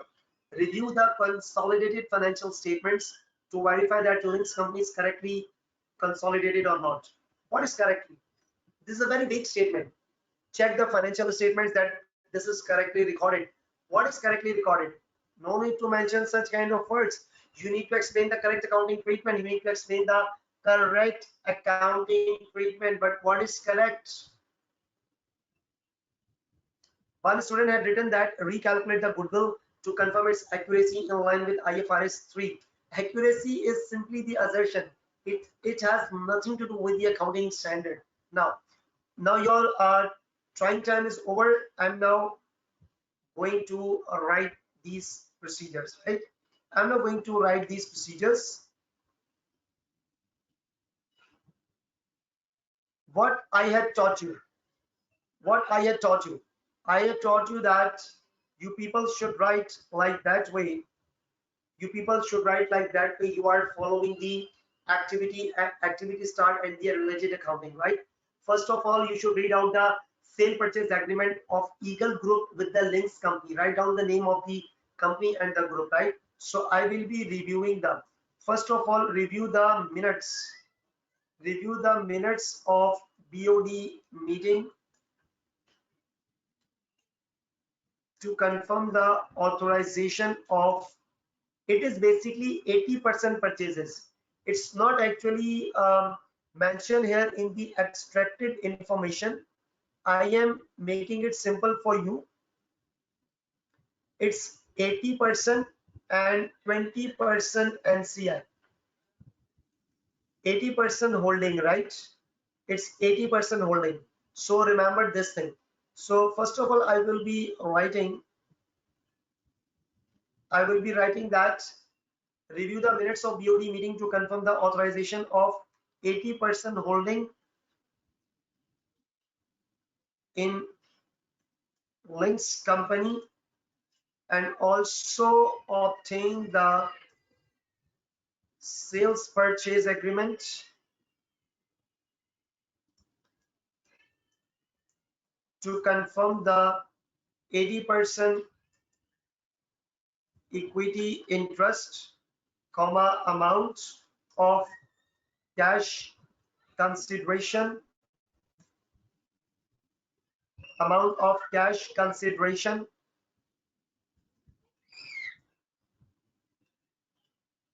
the conditions of the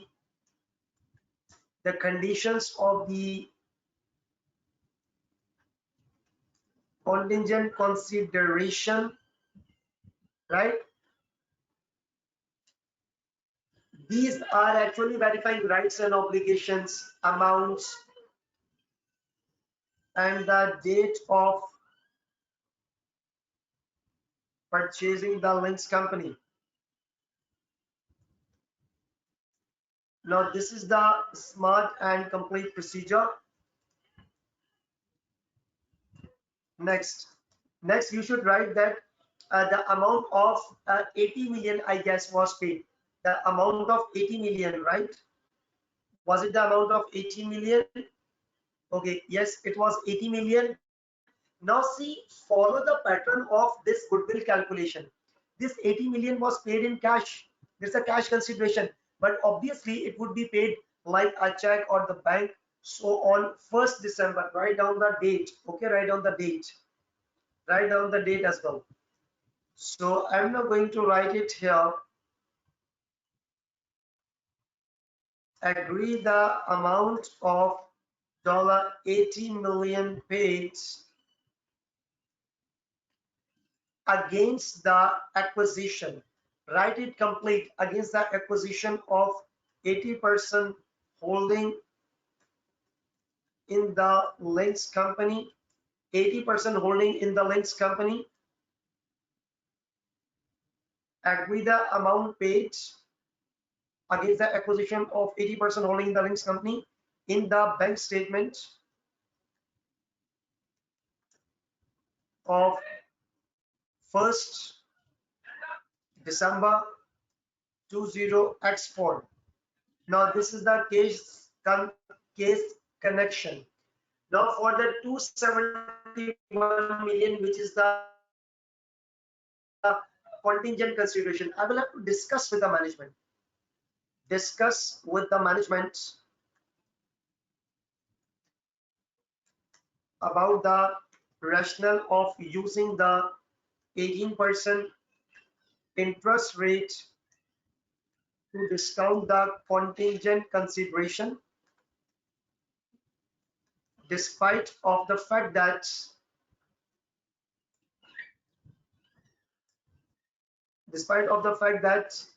10% cost of capital is available. Evaluate the assumptions for the reasonableness test, right? Now that's very simple thing. I have written on 3 procedures. Now moving next, there is the fair value of NCI. There is a fair value of NCI. And how the fair value of NCI was determined, I have told you that in that question, that fair value was calculated as market share price at the date of acquisition multiplied by 20% NCI.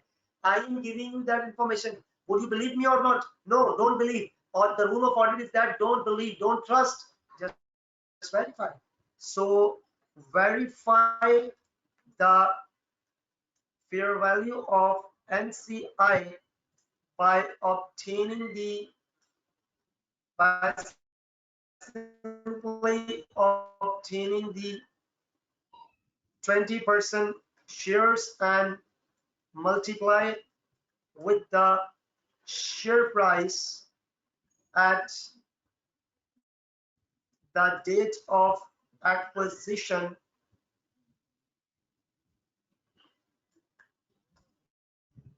by simply multiply with the 20% shares and multiply with the share price at the date of acquisition. At the date of acquisition, full stop. Obtain the share price from the stock market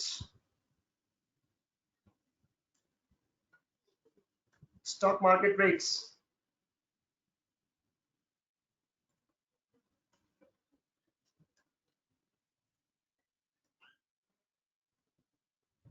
Obtain the share price from the stock market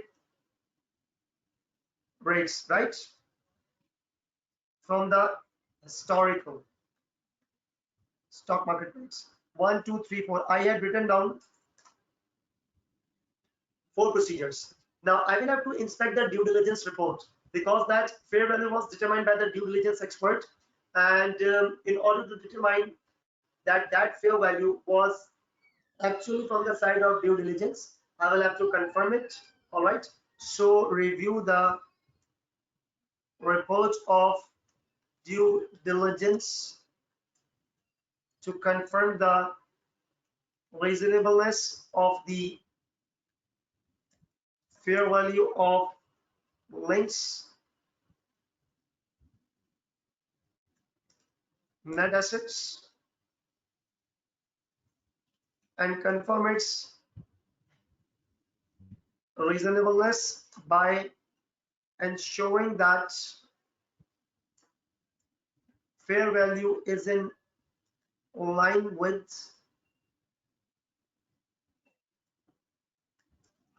IFRS 13. Now the question is expressly saying that no need to apply the procedures on the impairment, and so I will simply recalculate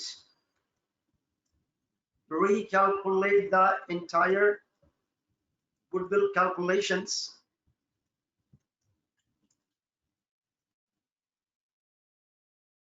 to verify the mathematical accuracy of figures 1, 2, 3, 4, 5, 6, and at the last but not the least, I will be writing that ensure the complete disclosures of goodwill in accordance with IFRS 3 business combination. So review the adequacy of disclosures in the notes related to the goodwill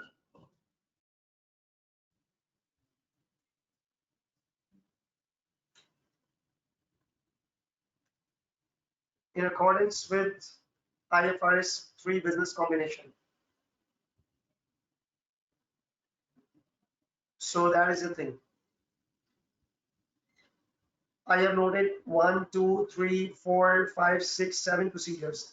And so you are able to drop the procedures, right? Now I'm now going to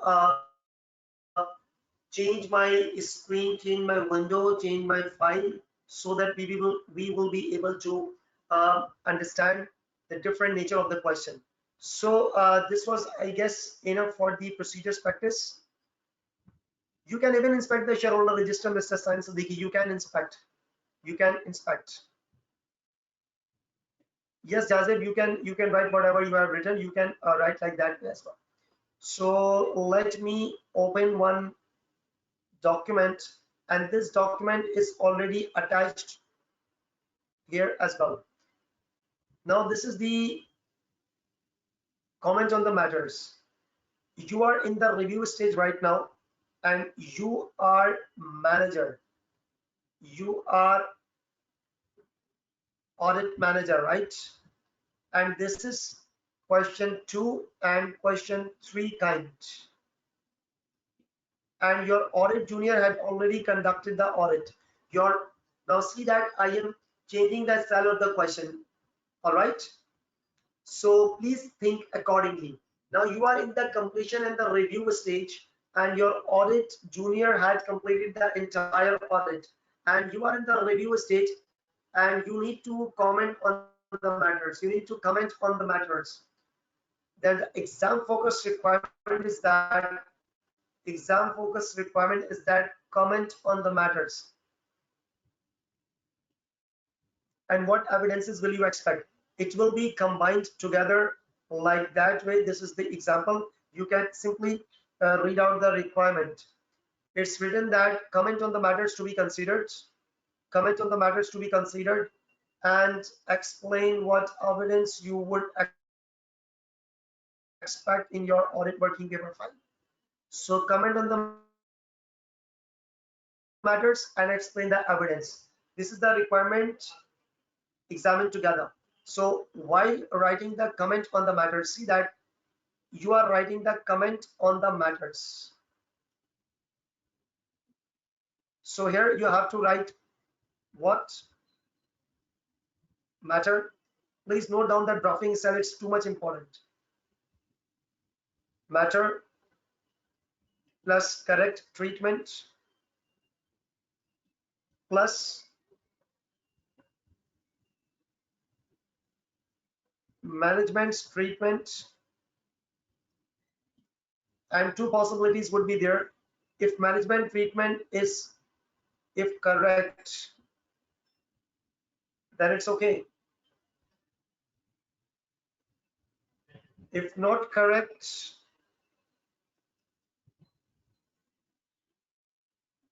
then explain the impact on the financial statements. Then write down the impact on the financial statements with X percentage of materiality. All right. And along with this, you need to write a little ROMM, your little response, I mean procedures. This is actually the combination of various writing things. Your comment on the matters should cover these contents. Your comment on the matters should cover at least these contents so that you will be able to write it correctly.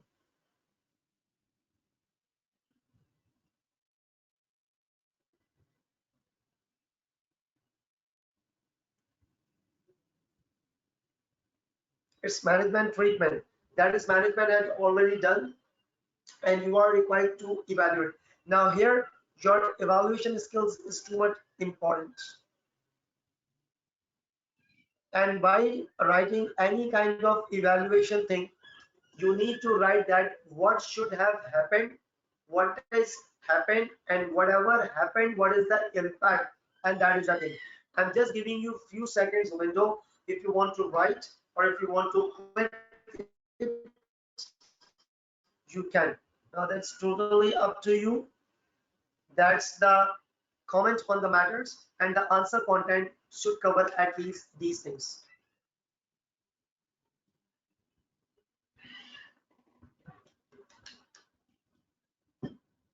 Right, now moving next. Now here, this is the evidence is expected. This is one of the important area, that what evidence will you expect? What evidence?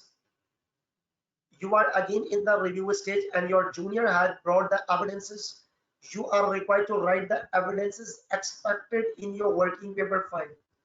Now see that what is the difference between procedure and the evidence? What is the difference between procedure and what is the difference between evidence? Procedure and evidence. Remember that evidence is actually the end result. It is the end result. It is the end result.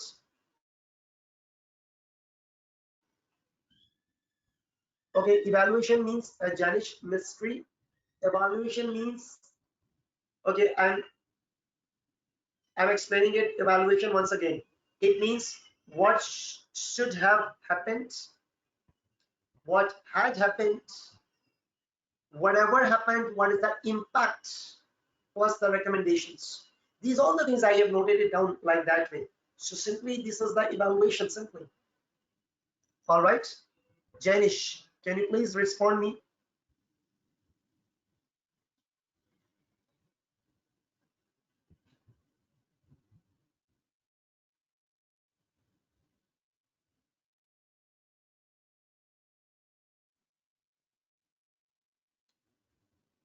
Okay, now evidence, what is the difference between procedure and evidence?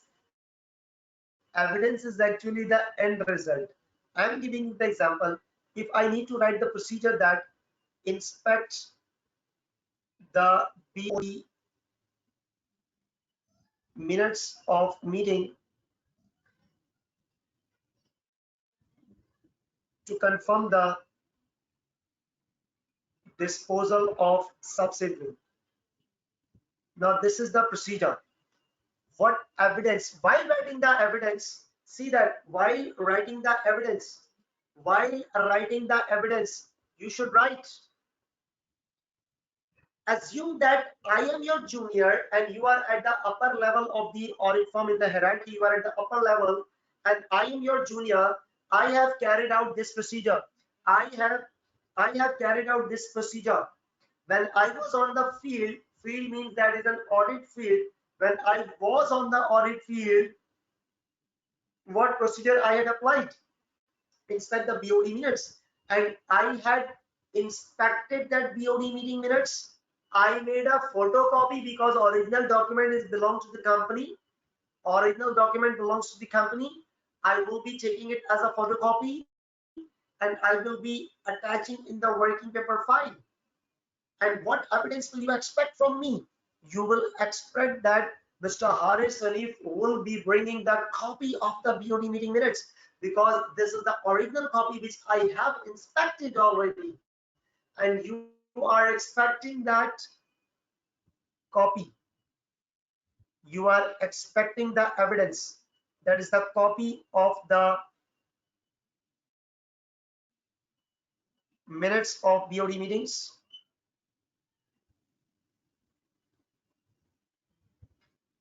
It's written here to confirm, but here I will be writing it's confirming, ing. That means that is showing something.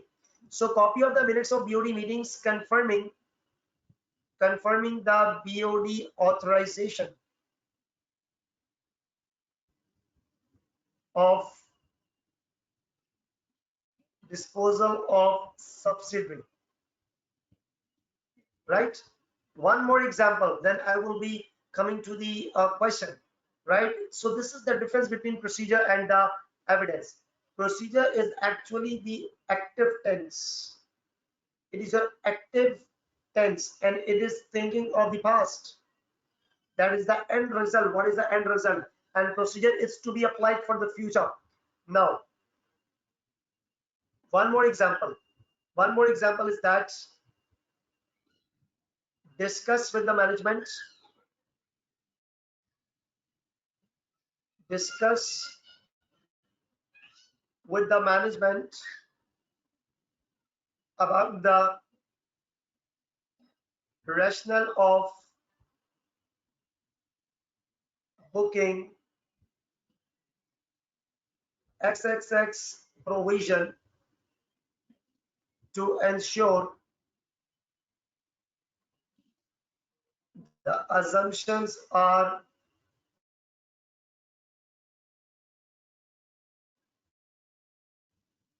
reliable.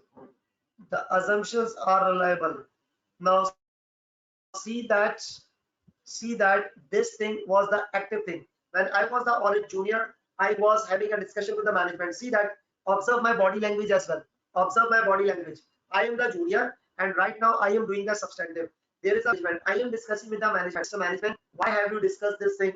Why have you estimating this procedure? I am having a discussion with the management. So I am the junior. I am having a discussion with the management in front of me and I am noting his discussion. I am asking Mr. Finance Director, what is the reason of booking this provision and what is this thing? And that Finance Director is actually telling me his assumption, and I'm simultaneously noting it down, and I'm bringing for your relevance, and I am noticing his discussion on my notes, and I will be attaching in the working paper file. Now, what evidence will you expect from me? That is notes. That is the notes on the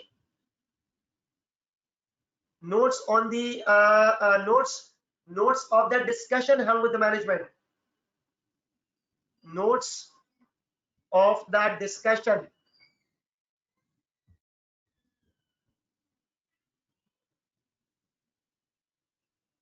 held with the management,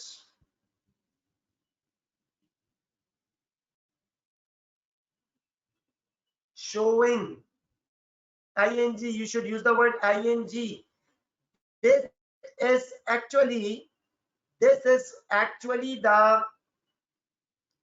This is actually the showing, there's the evidence. And remember that evidence is the very important weightage for AAA paper. Notes of the discussion and the management showing the valid assumptions related to the provision book, whatever, blah blah. So this is actually the starting point of the evidence, right? Now, when I will be doing that thing, applying this thing onto the example, onto the question, so you will be in a position to better understand, right? So right now, let's move on to this thing. The example: the year end of the company is 31st December 2020, and PBT is 6 million and revenue is 56 million. An explosion, this is the thing you will be studying right now. I'm reading the requirement. Comment on the matters to be considered and explain what evidence you would expect, right?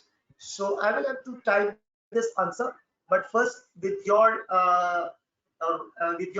own pace, please read this question and tell me which accounting standard is being applied over here.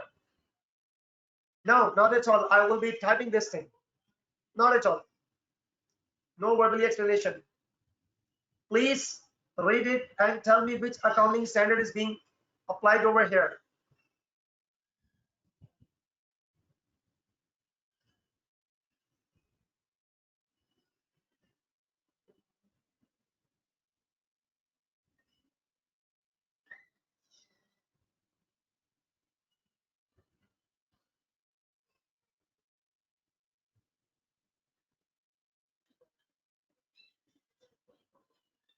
Please point out the correct IS, please. Now see that identifying the wrong accounting standard is the basic mistake you people are doing. Is the basic mistake you people are doing. No, it's not IS 8. It's not.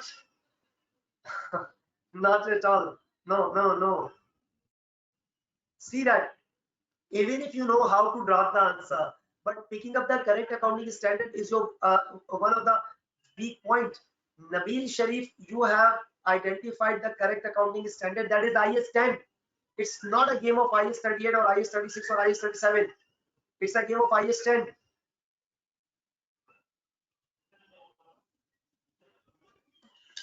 It's a game of IS 10, right? Yes.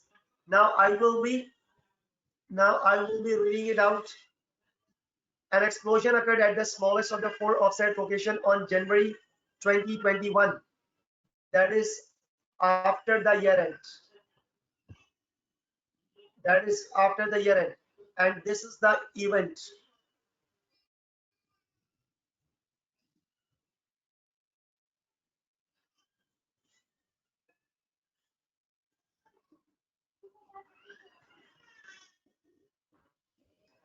I'm just turning off my mic and camera just for 1 minute to fix one issue.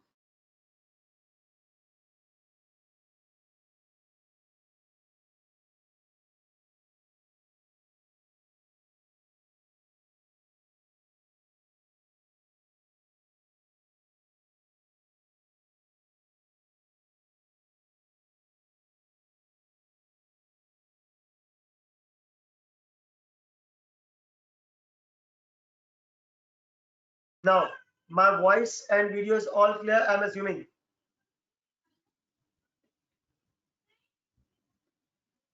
Is my video is clear?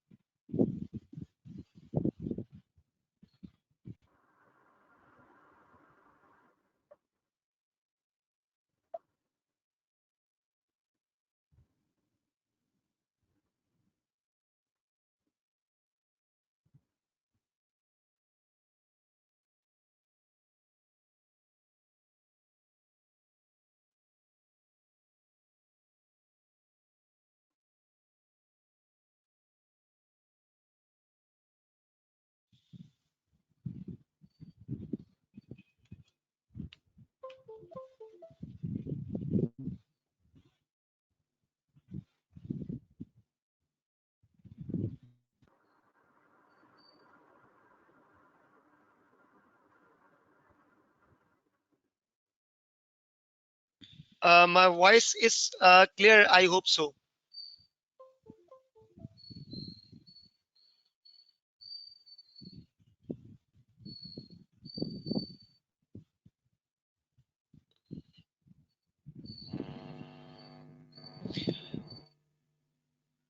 All right. All right, students. I guess I should turn off my camera.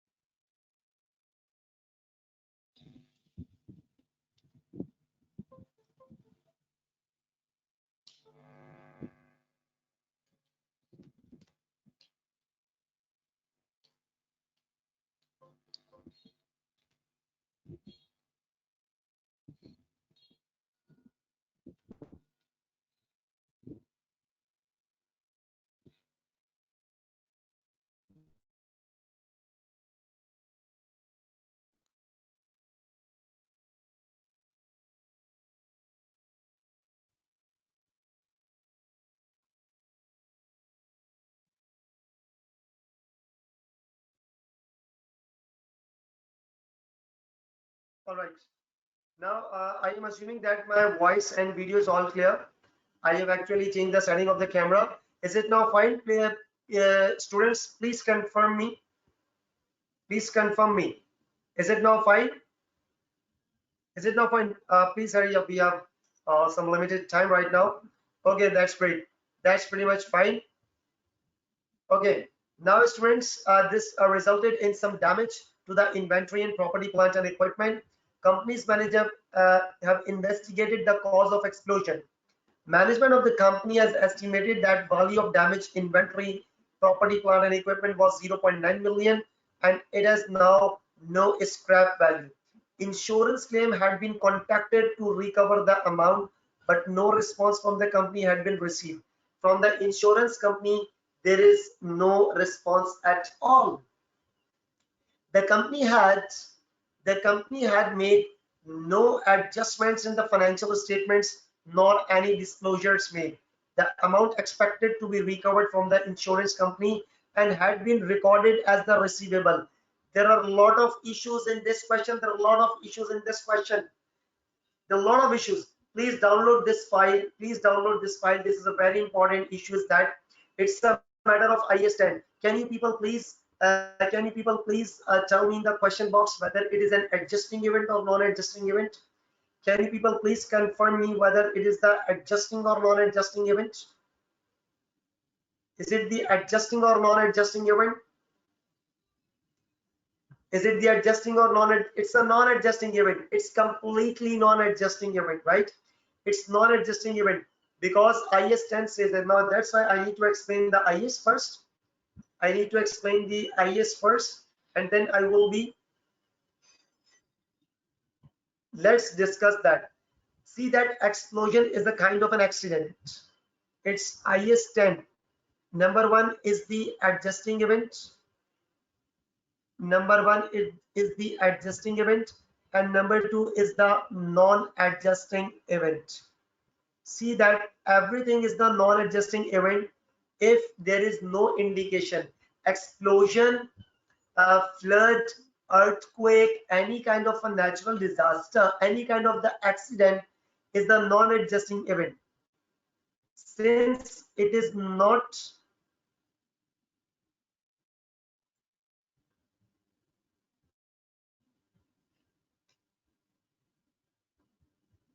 there is no hint at year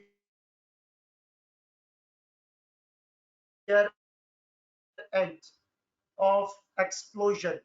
It is simply the accident. So it's a non-adjusting event. And for the non-adjusting event, there should be disclosure. There should be the disclosure. and see that in this question it is expressly written that the company had made no disclosure and no adjustments.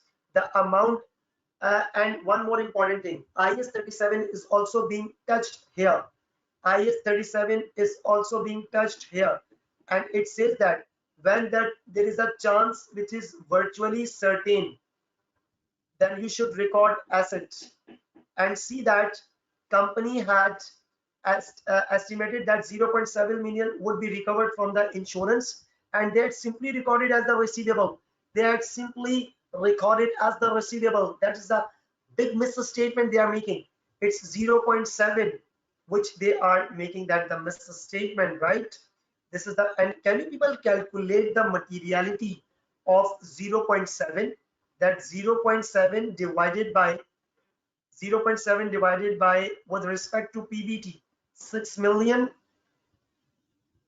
It's material, right? It's material misstatement that they are making. So they have booked the assets, they have booked assets, and so it's material misstatement, and your receivable is overstated, right?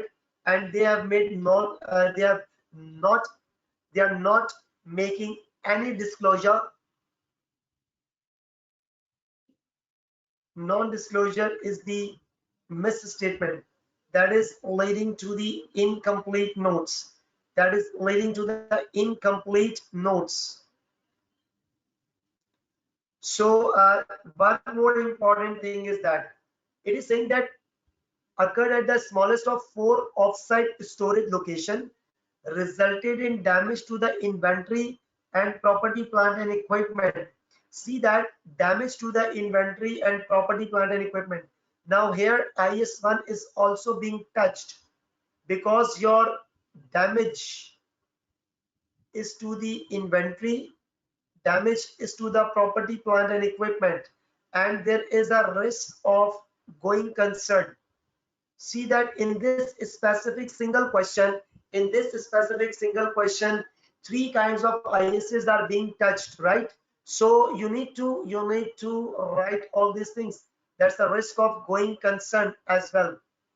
And risk of going concern, it should be disclosed. There is a risk of non-disclosure. There is a risk of non-disclosure, right? So you will have to explain, you have to comment all these things, but the question is expressly showing that they have conducted a misstatement in 2 areas. They are violating IS 37 requirement, and they are not even disclosing based on IS 10, right? And so this is the thing. So you will have to explain IS 10, IS 37 and all these things. So you can just click it, and I'm now going to comment on this matter. And what evidence will you expect? That is a separate story. That is a separate story. All right, that's a separate story. So let's now come on to the commenting on the matters. I hope that you have noted it down or at least click the picture.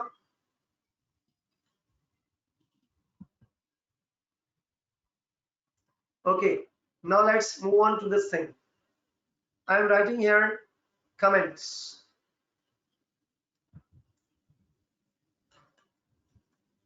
Comments. So what are the comments? You will be writing what are the comments. It's simply giving up the heading comments. That is, there is the explosion after the reporting year, that is on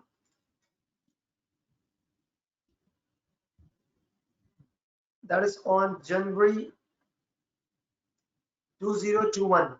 All right, and this falls under the scope of IS 10, according to which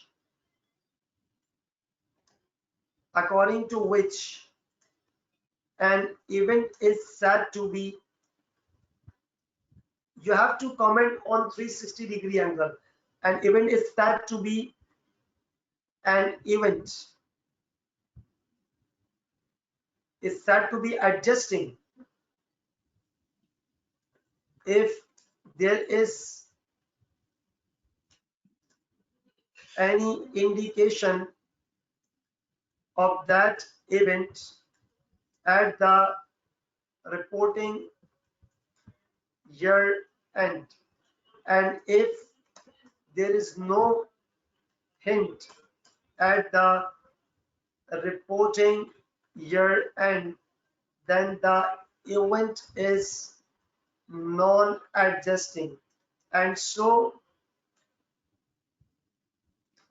there is no hint of the explosion since it is the accident and non-adjusting event.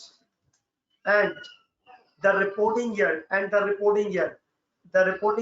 is actually the 30th December 2020,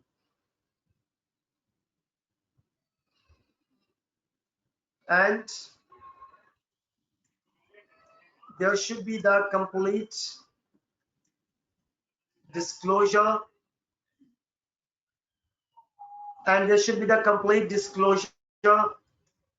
of the event in the notes to the accounts of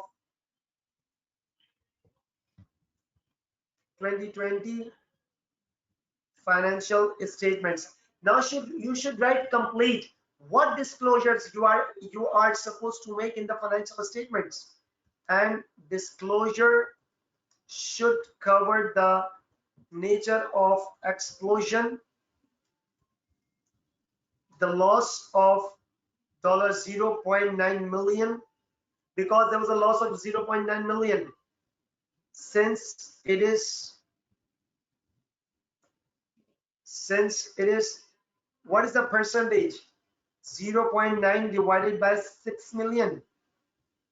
I guess it was 6 million, right? Yes, 6 million profit before tax, and it is 15%, and it is 15%. See that it is 15% of PBT. In the bracket you should write 0.9 million divided by 6 million, and so material to the financial statements. But the company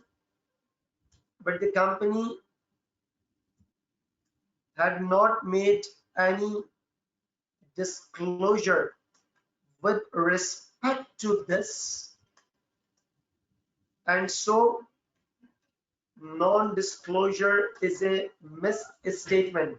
Non-disclosure is the misstatement. Non-disclosure is the misstatement, and users might not be informed with respect to this matter,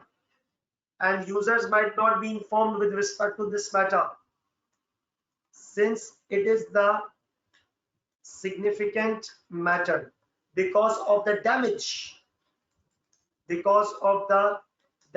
to the NCA and some inventory.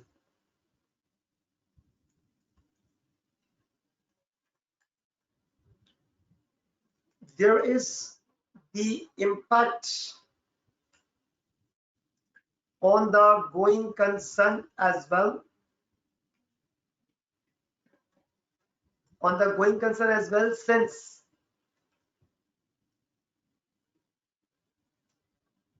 there is the explosion, and so disclosure should also be made regarding to the going concern doubts, if any. And so what is the comment? And remember that your audit report, title, addressee, opinion, basis, you know the audit report, right? Title, addressee, opinion, and basis. and after that basis paragraph there would be the highlighting paragraph to highlight the going concern doubt, and so that audit report should cover this going concern doubt by inserting the going concern paragraph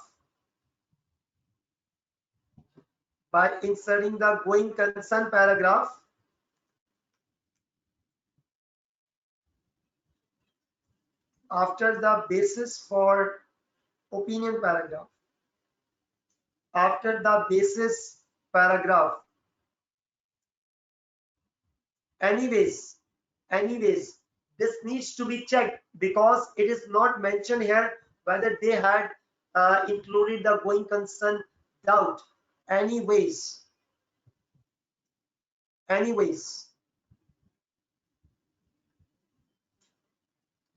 writing one thing, there is a slight risk. If there is no disclosure of the going concern doubt, then again it would be counted as material misstatement, since it is the matter of the going concern, right?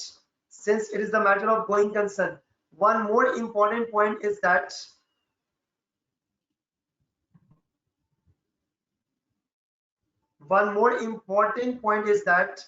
furthermore IAS 37 is also being applied here, because IAS 37 says that you should recognize the asset when it is virtually certain. In addition, the insurance company had been contacted. Right?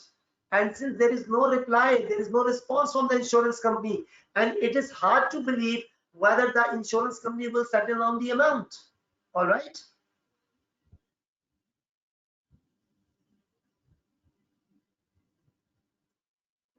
In addition, the insurance company had been contacted, but there is no response from them. If I can refer to the question that the amount expected to the insurance company has been recorded as a receivable, but there is no response from the account from the insurance company. There is no response from the insurance company, right? So you will be writing, but there is no response from them, and it is not appropriate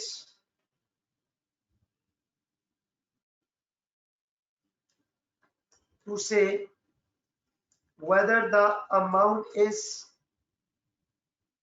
likely to be recovered, as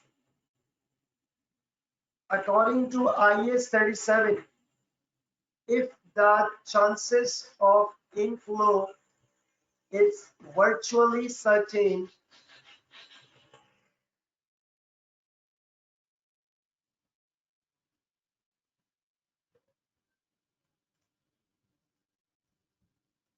then assets should be recorded,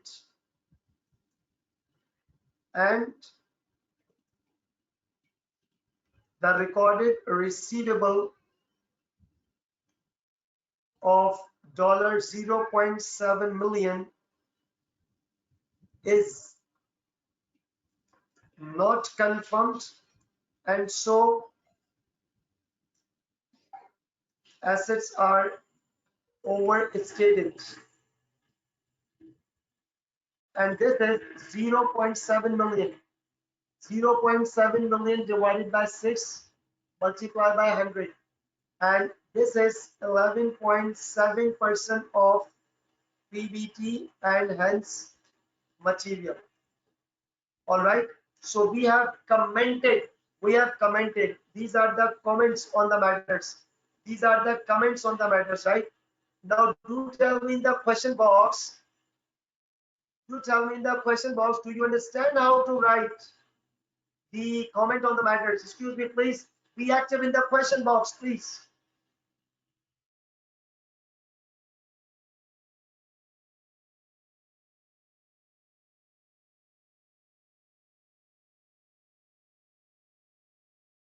You need to, now I'm giving you one assignment for tomorrow. You need to write the evidence expected. I have taught you the evidence is expected.